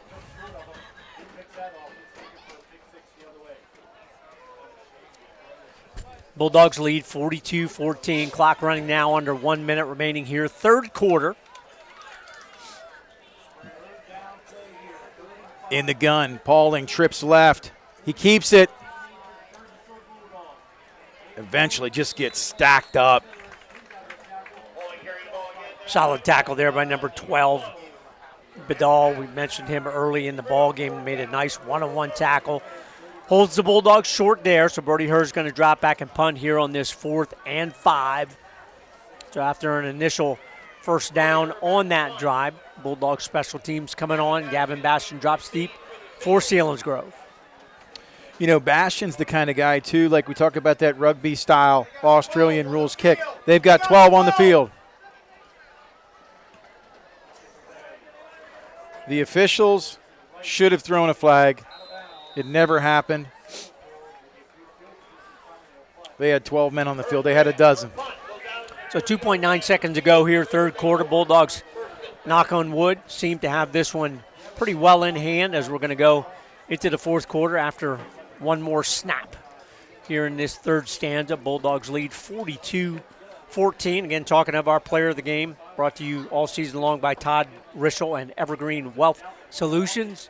They manage your assets as if they were their own. Give them a call, 570-601-6960 for Evergreen Wealth Solutions and Todd Rischel in Williamsport. We appreciate you, Rischel. Love you, brother. Anyway, right now the Dogs are substituting some additional players into the game. At least it looks like that. It'll be at safety. The other safety, Timothy Lope, number 18. He's a sophomore wide receiver, free safety at 5'10", 175. Selinsgrove wants to make this game look much closer than it is. The Dogs currently up 4 scores, 28 with the lead, 42-14. Jersey Shore, what I do like tonight is the substitutions earlier rather than later, and I think a lot of that is just the lack, or you can't afford to risk the injuries at this point. You know, you got to keep the guys healthy. You've come through a gauntlet of an initial schedule this year, and next week, guess what? Not to look past tonight, Shamokin's on fire. They are going to come into that game at 3-0, had a big lead over Shikellamy, 42-0 at the break. Shamokin is big physically and can really run, have some guys on their teams, 4x100 sprint team, relay type team. They're going to be a challenge here in Thompson Street Stadium, are the Shamokin Indians. Yeah, the quarterback, Persing, is an absolute animal. And then they've got a couple of key receivers and running backs. Handoff up the middle, nothing there. Amato hands off. And again, this is what Selinsgrove's also thinking right now. They're thinking to the future. Usually, coaches, the golden rule, as Coach Hale told me, is you'll put your seconds in and you'll go against their first for a series. And now they're putting in some of their subs as well. So Amato is still in the game at quarterback. Running backs have changed. Number 23, Genzorski, and number 9, Andrew Gusamari. Hand off to Gusamari, and he is just nailed. Tackled on the play. Deep in the backfield by number 30. You asked about his number earlier. That's Cash Harrett. I like that name. Landon Rea as well. Landon's done pretty nice duty here at the nose guard position. Talon Lope now moving over to that defensive tackle position. Number 44 in the ball game as well. Caden Cummings in that linebacker position along with Harrett. Really good to see second teamers for the most part in here. Luke Thompson, Luke Ryan holding down the fort for the first teamers. Amato under center, I formation, singles left and right. He's going to hand off to the first back. Snowed in, nothing there. We're going to try to get you some numbers at home because we know you're tuning in right now. You've been waiting all season to see your kids on the field. At left end right now, number 81, Aiden Patz. He's a freshman, tight end, defensive end, 6'1", 190. At linebackers, you've got Cash Harrett, number 30, and number 44 as well. Caden Cummings, he's a freshman, 5'8", 160. We'll get to the lineman in just a minute. Back deep to receive for the Dogs. This punt on 4th and 10. Number 7, that household name, Luke Ryan. The punt is away. It's towards Luke Ryan. It's going to roll out. Ryan picks it up. Tries to get back inside, doesn't. Back deep to receive along with Ryan on that particular play was number 23 for the Bulldogs.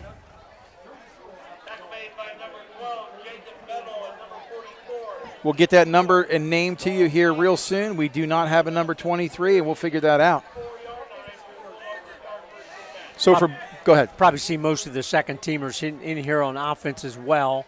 Zach Myers is going to anchor that offensive line from that right tackle position. Dubs Bloom, Brandon Swale is going to stay in on the left side as well. So number 25 in at tailback. That's Jace Fetzer. We've called his name quite a bit last year, 5'10", 155. He's now a sophomore. Pauling fakes it, keeps it. Pauling is quick. He makes a man miss. Stiff arms a man. He's still running. He does not go down easy.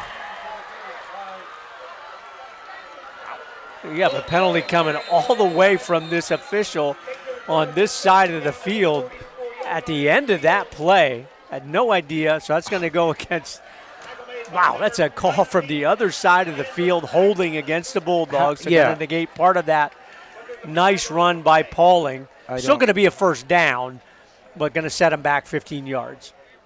Well, it came a day late and $1 short, but thankfully for the Seals, they're appreciative of the holding. But like you said, Doug, not typical to come from the line judge all the way across the field. We'll see where they mark this off.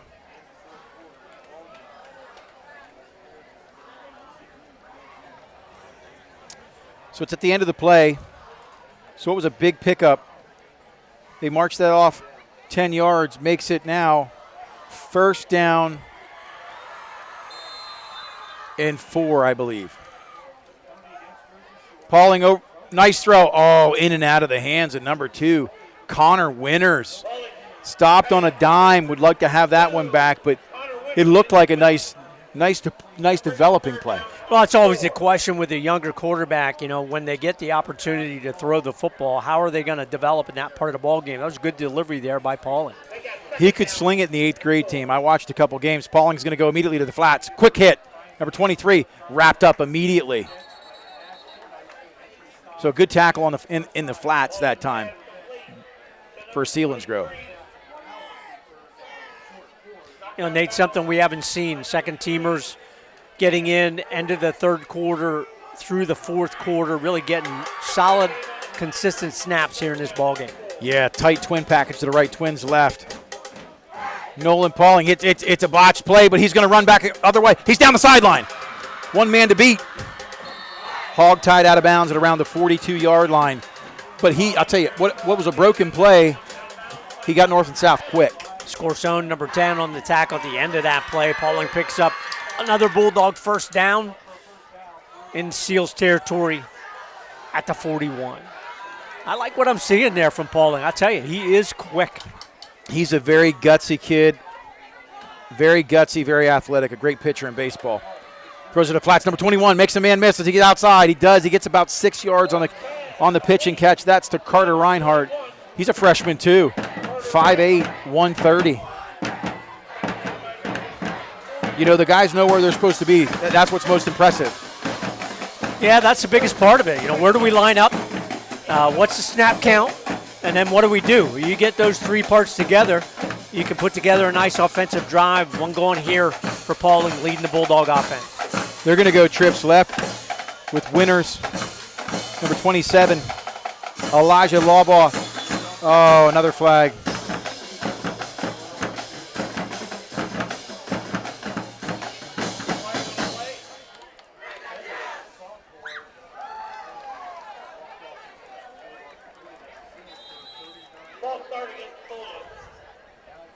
So a loss of 5 on the false start makes it 2nd down and 8 from the 35-yard line. Oh, Nolan Pauling up the middle. Tell you what, he lowered his shoulder, didn't he? And trucked someone. I tell you what, he gets going. He is quick, and he delivers the blows at the end of those plays. That is really impressive to see from a freshman out of that quarterback position. Well, what's crucial with a player like him is he's cerebral. He's very intelligent. Hands off to Fetzer. Fetzer off the left side, makes a cutback, north and south. Fetzer makes a man miss. Fetzer down inside the 20, rumbling, bumbling, stumbling. Fetzer at 5'10", they have him listed at 155 pounds. That's a nice run on that play. Just short of the first down pickup of 9. So, number 21 here to the right side. Again, Carter Reinhardt. Along with 18, Timothy Lope. Fetzer in the backfield. Connor Winters split out left along with number 27, Elijah Lawbaugh. And I'm going to tell you what, it's the freshman 15. They've come on. There's a lot of freshmen playing here right now. 2nd down and 5. Pauling looks to the flats. Beautiful pitch and catch. Oh, it's down inside. Inside the 5. What a nice throw from Pauling. Carter Reinhardt on that reception. Sets up the Bulldogs. Freshman to freshman there. Reinhardt 5'8", 130. His first varsity catch. That's a nice pitch and catch. Really nice. Well, it didn't take long for that ball to go from Pauling's hands to the flats into Reinhardt's hands. 1st and goal from the 1. Fetzer's going to get that. No, it's Pauling. And look at it. He's going to walk in. Wow. Now, we understand this is second team versus second team, but if you're looking at a true freshman quarterback, just managing the offense, getting the personnel in the right place at the right time, running the right packages and routes, it's impressive to see that growth curve with so many freshman athletes. Very, very impressive drive there, Nola Pauling. Mostly runs, couple of passes though. Pass play sets it up. Pauling to Carter Reinhardt. 1-yard touchdown run by Pauling. Caps it all off. 5:29 to go here. Bulldogs trying to get their 11th man in. 53 comes on late. Landon Rhea snaps back, holds down Elijah's hold. It's a kick, and it's wide left. So no PAT on that. They did miss one earlier. We're fortunate to go for 2. That didn't hurt. Miss here, but the score remains 48-14 with 5:29 to go here in the 4th quarter. Thanks to all our sponsors. It's been a great day to be a Bulldog. So the out-of-town scoreboard again brought to you all season long by Susquehanna Transit. One quick update of our other broadcast. Nick Severini on the call. Montoursville now trails Danville 23-14 with 2 minutes left in the 3rd quarter. Good ball game there. It was low scoring at the half, 9-6 Ironman, but figured out sooner or later Danville would figure out the offensive side, but that Warrior defense has been pretty good. They came into the game at 2-0. Warriors much improved over last season. That They finished at 3-7. We will not see them on the schedule for the next couple years. They are in the Pennsylvania Heartland Athletic Conference Division II, along with Danville, Loyalsock, Southern Columbia, etc. That'll be a good matchup. Danville, Montoursville, Ironman looking to pick up a win.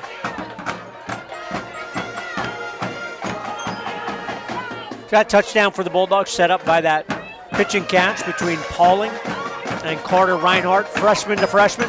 Pauling caps it off again with that 1-yard touchdown run. Bulldogs stretch it out, 48-14 tonight. Going to go to 3-0 on this young season, 2024. Big night, big kick. Brody Hurt's going to go down inside. Oh, it touches the return man at the 10-yard line. He's going to try to break it to this side. That's number 10. Gets hit immediately and tackled at the center of the field.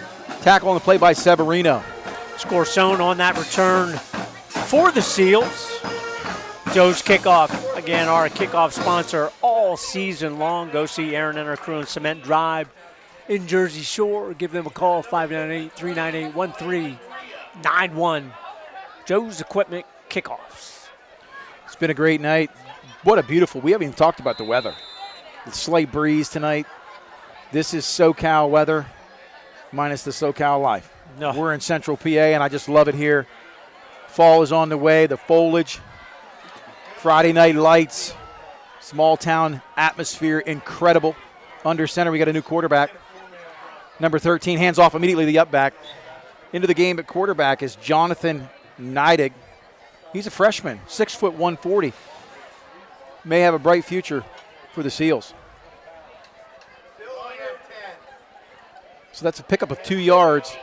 4:45 to go here.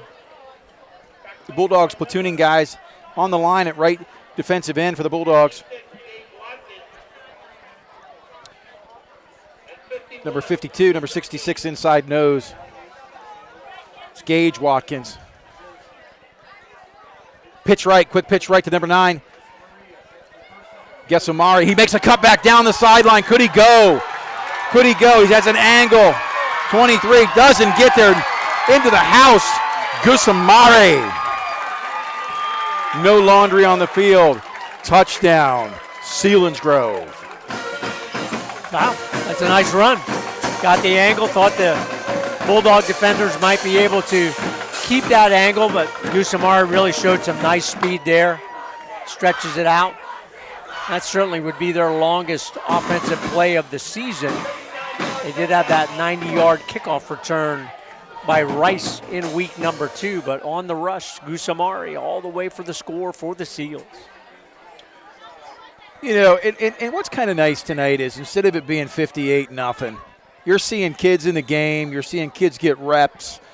You know, and I think Tom realizes when you have 17 freshmen in the locker room, they need some time as well. Hold us down, kick us up. It's a line drive, it's good. But when I say time, Doug, I think about the Dallas game. They didn't get many reps. Not like previous years where at halftime everybody's substituted for. In the Del Val game, they don't get the reps. And tonight you're seeing them get the reps, including the freshman quarterback, Nolan Pauling.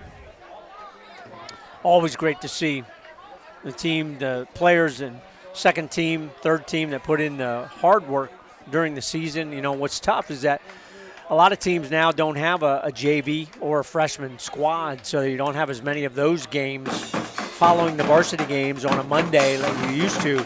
Used to be a full slate of those JV and freshman games. You don't have that a whole lot anymore. So if you don't get the reps and snaps here in the varsity games, you don't get to play in game action. Exactly. So nice run there by Gessamari for the Seals. Makes this one a little bit more respectable for the Seals. But they are going to drop to 1-2. The Bulldogs, 4:11 to go here. Going to improve to 3-0. And we do need to talk about it. Shamokin, the Indians, going to come in with their best team in the last 7 or 8 years. They have size, they have speed. They're going to come in on a high. The big win over Shikellamy tonight. Indians going to be a tough opponent here next week in week 4. Going in at 3-0. Yeah, they're legit. And you're going to see a track meet next Friday night. Kicking off, it's high, it's deep. It's got some hang time. Brody Hurt gets under it at 10, 15, 20. Does he get out past 25? He's got a hole. Brody Hurt down the sideline. He's got track speed. Gets all the way down inside the 35. Now what you see there is Brody Herr returning the football against an entirely new kickoff team. Nice cut there by Brody Herr, though. Shows off some nice speed. You kind of forget that Brody, when he wants to or has the opportunity to pick him up and put him down, he's got nice speed, nice burst there. Sets up the Bulldogs on a short field, 3:59 to go. Trying to round this one out. Noda Pauling and the young offense going to stay on the field here for this drive as well. Well, Brody Herr, part of a 4x100 record-breaking team here at Jersey Shore last year in track season. So Nolan Pauling in the gun. He's going to keep it. He's down the sideline. Does he break it outside? He's going to be gone. 20, 15, 10. They're going to call another hold. So holding, again, against the Bulldogs. And Pauling, I'll tell you what, showing his burst. Once again, all for naught with the holding penalty.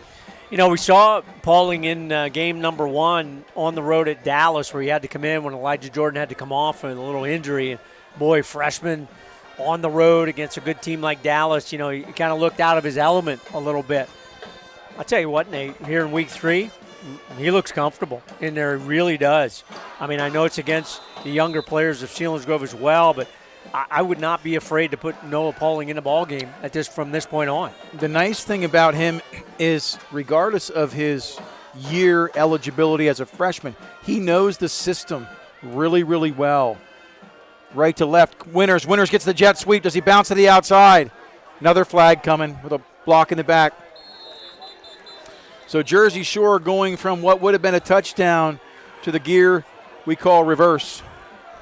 A little bit of a flag fest all of a sudden by the referee crew. They call the great ball game. Kind of up to this point, you kind of let the players play, and now you got your second teamers, young guys in here, and you're calling multiple penalties. Oh, man. I'm laughing. Roll, Doug. baby. Doug, I'm hungry, man.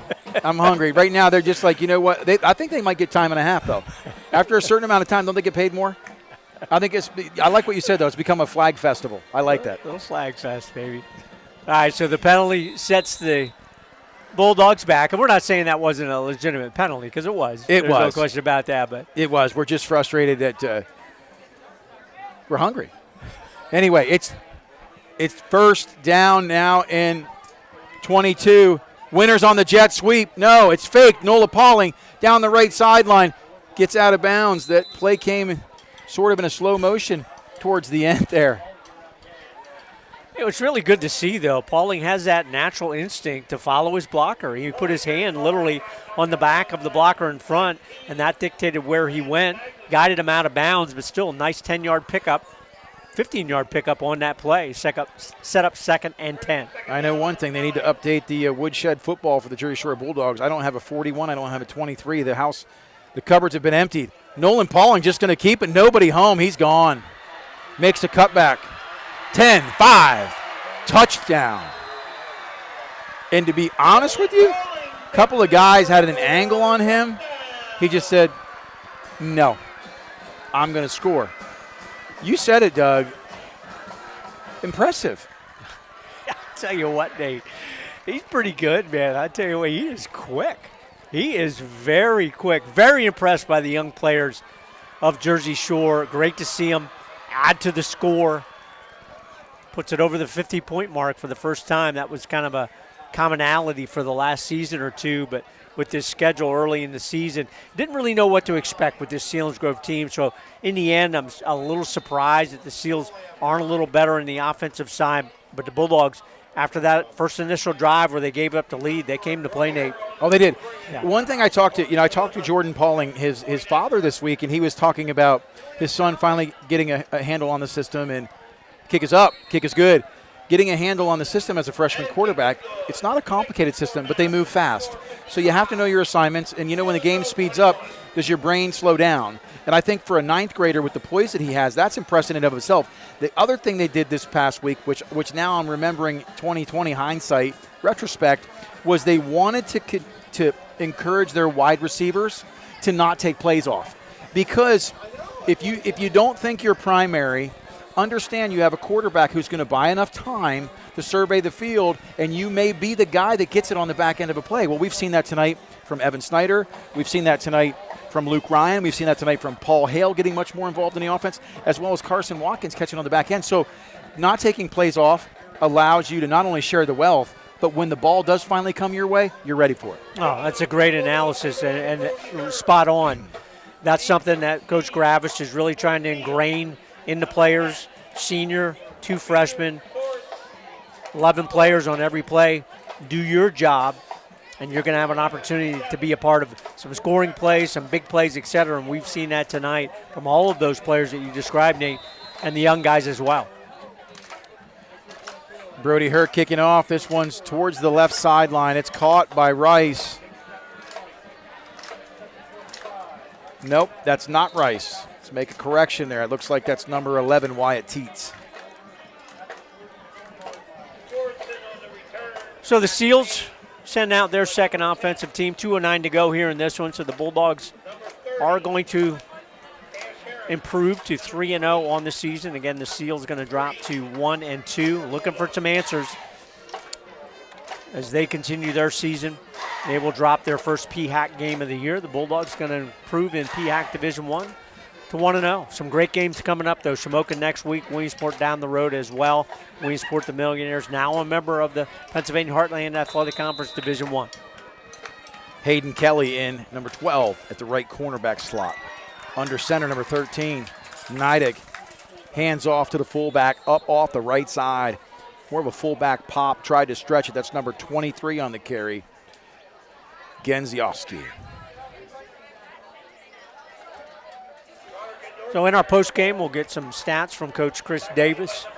And our player of the game, again, brought to you all season long by Todd Rischel and Evergreen Wealth Solutions. Give them a call, 570-601-6960 for Evergreen Wealth Solutions and Todd Rischel in Williamsport. Number 28, Cameron Simcox in at safety, the freshman. Ball batted down. Ooh, I nearly thought it was picked for a second there. 81 batted that down. That's batted down by Aiden Patz, the freshman tight end, defensive end, 6'1", 190.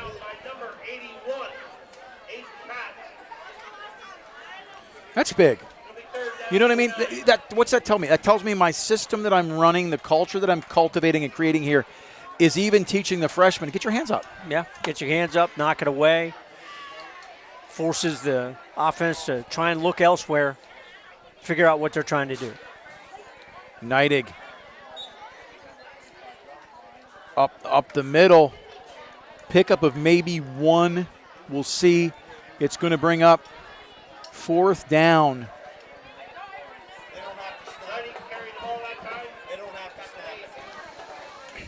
So that will be the final play of the ball game. The officials waited until the play clock was under the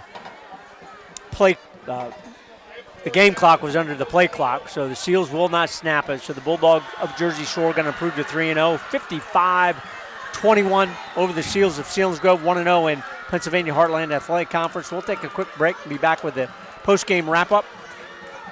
You're listening to Bulldog Football on the Bear Country Sports Network and at CentralPASports.com. 41 years serving the Jersey Shore community. All Round Tire, your hometown service and tire sales center. Family owned and operated, All Round Tire features Cooper, many other tire brands including Michelin and Firestone. Make us your first choice not only for passenger, light truck, farm, and ag tires, but also for service, brakes, exhaust, belts, and hoses, and we offer the only vulcanized flat repairs in the area. PA State Inspection 2, open weekdays 8 till 5, Saturday till noon. All Round Tire, Cement Hollow Road, Jersey Shore.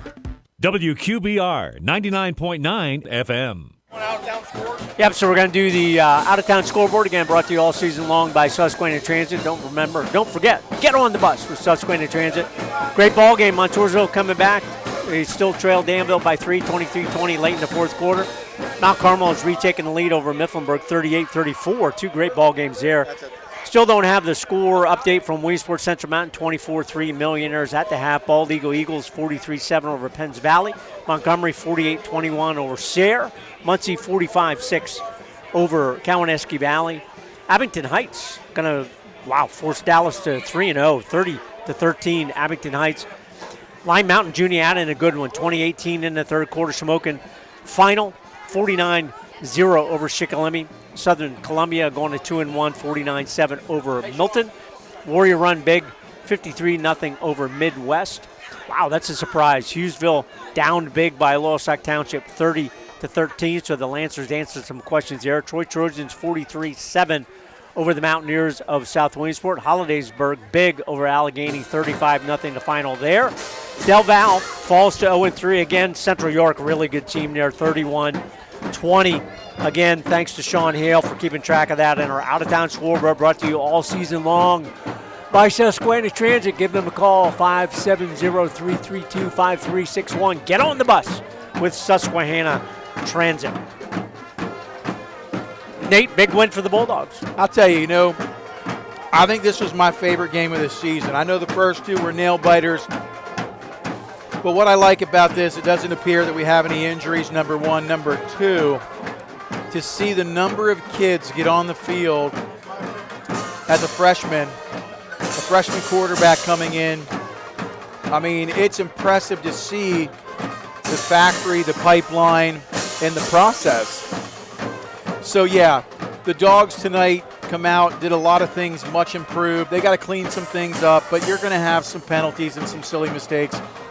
I thought they came out once they got short-term memory loss on that opening kickoff and fumbled. It was what it was, but they never seemed like they panicked.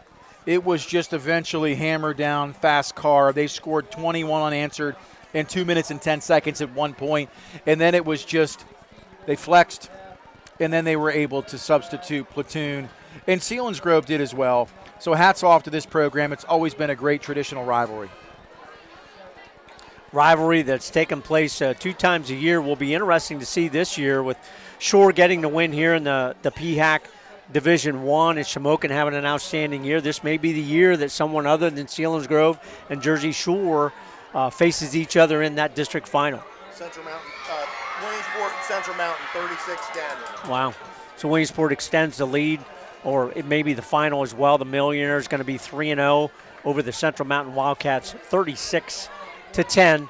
Add on to our out-of-town scoreboard. Coach Chris Davis working hard to wrap up the stats here. Nate, we got to talk about our Todd Rischel and Evergreen Wealth Solutions player of the ball game. Again, they came on board to be that sponsor. They manage your assets as if they were their own. Give them a call, 570-601-6960 for Evergreen Wealth Solutions and Todd Rischel in Williamsport. Coach has all the stats here. We got them. I have an idea in my head, but let's go over the stats quick. On the rushing side, Bo Sechrist did not carry the ball tonight. Brody Herr ends up with 12 for 37 and a 2-yard touchdown run. Elijah Jordan, 13 for 91. Very productive there. 2 touchdowns and a 2-point conversion, 1-yard touchdown run, 14-yard touchdown run. And then Elijah Pauling, wow, 10 carries, 95, all in that second half. 2 TDs as well from 1 yard and 31 yards as well. So the rush offense ends up being very, very productive with that production in the second half. Through the air, Elijah Jordan, 17 for 22. Wow, that is a great percentage. 294 yards, 3 TDs as well, 12 yards, 30 yards, and 35 yards. Pauling ends up 3 for 5, 30 yards through the air as well. So on the ground, through the air, Bulldog offense, very, very productive. On the receiver side, Paul Hale ends up with 6 catches for 91 and a 30-yard touchdown run. Luke Ryan, 1 catch for 7 yards. Evan Snyder, 5 for 90 and a 12-yard touchdown catch.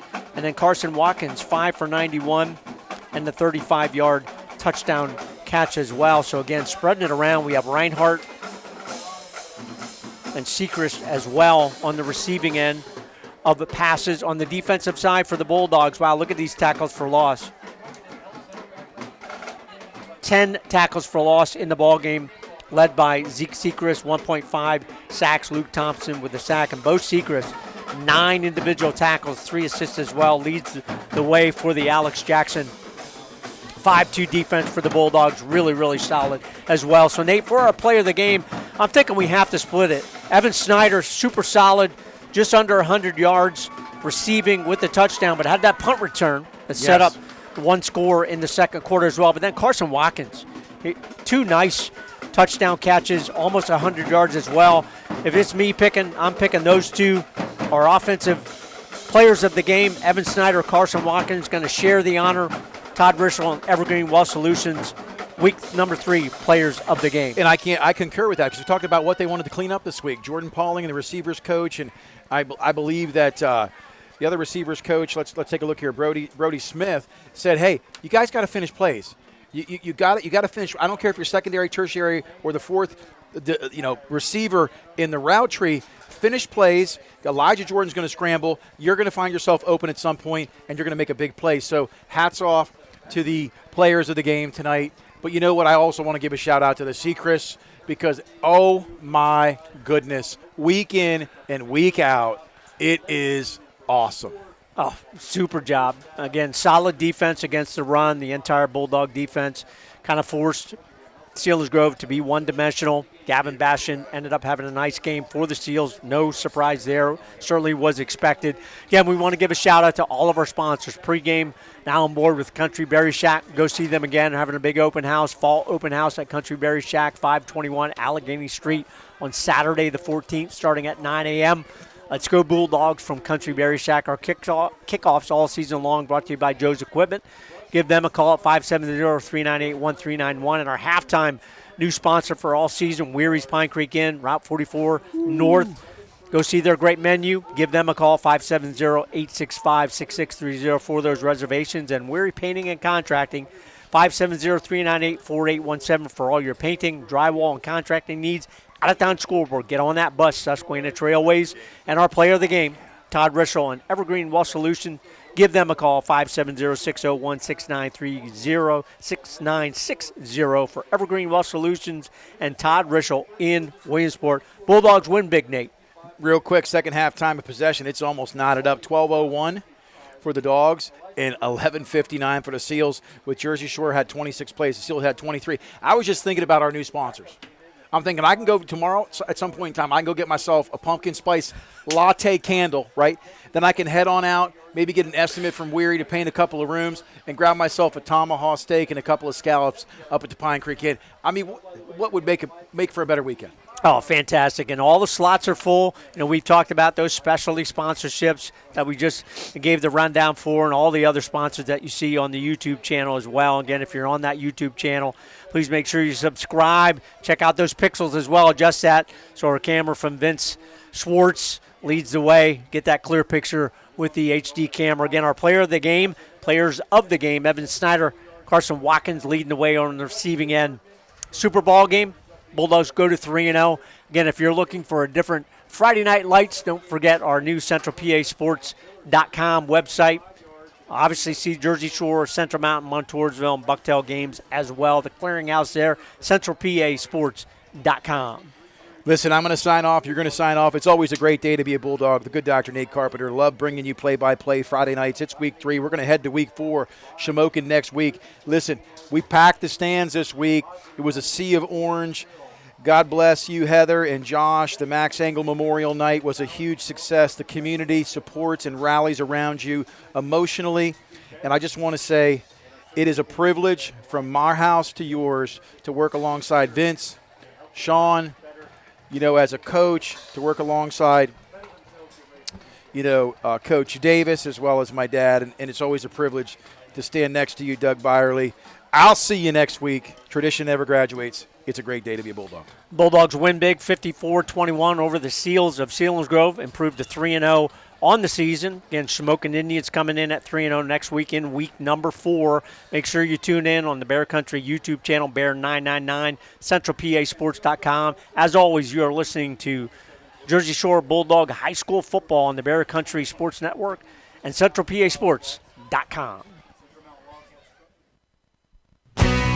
Thanks for listening to tonight's game against the Seals, brought to you by the Dave Winkleman team at Anchor Realty, TLC Fuels, Napa, Pine Creek Seed Farm, Jason Eberhardt State Farm Insurance, All Round Tire, Fager Insurance, Jiffy Market, PA Meixel Electric, Ham's Disposal, Country Berry Shack, Journey Bank, Twilight Diner, Doug at Alexander Kia, Joe's Equipment, Ex-Agway, Burgundy Gleghorn and Hafley Insurance, Sweet Dreams Pet Resort, Susquehanna Trailways, Ham's Disposal, Evergreen Wealth Management, Hollick's Coal and Oil, and T-Mobile. Next week, and yet another home game against Shamokin. Pregame 5:30, kickoff at 6. 99.9 FM, streaming through bear999.com. Video through Bear Country 999 on YouTube. The Bear Country Sports Network. Available through CentralPASports.com.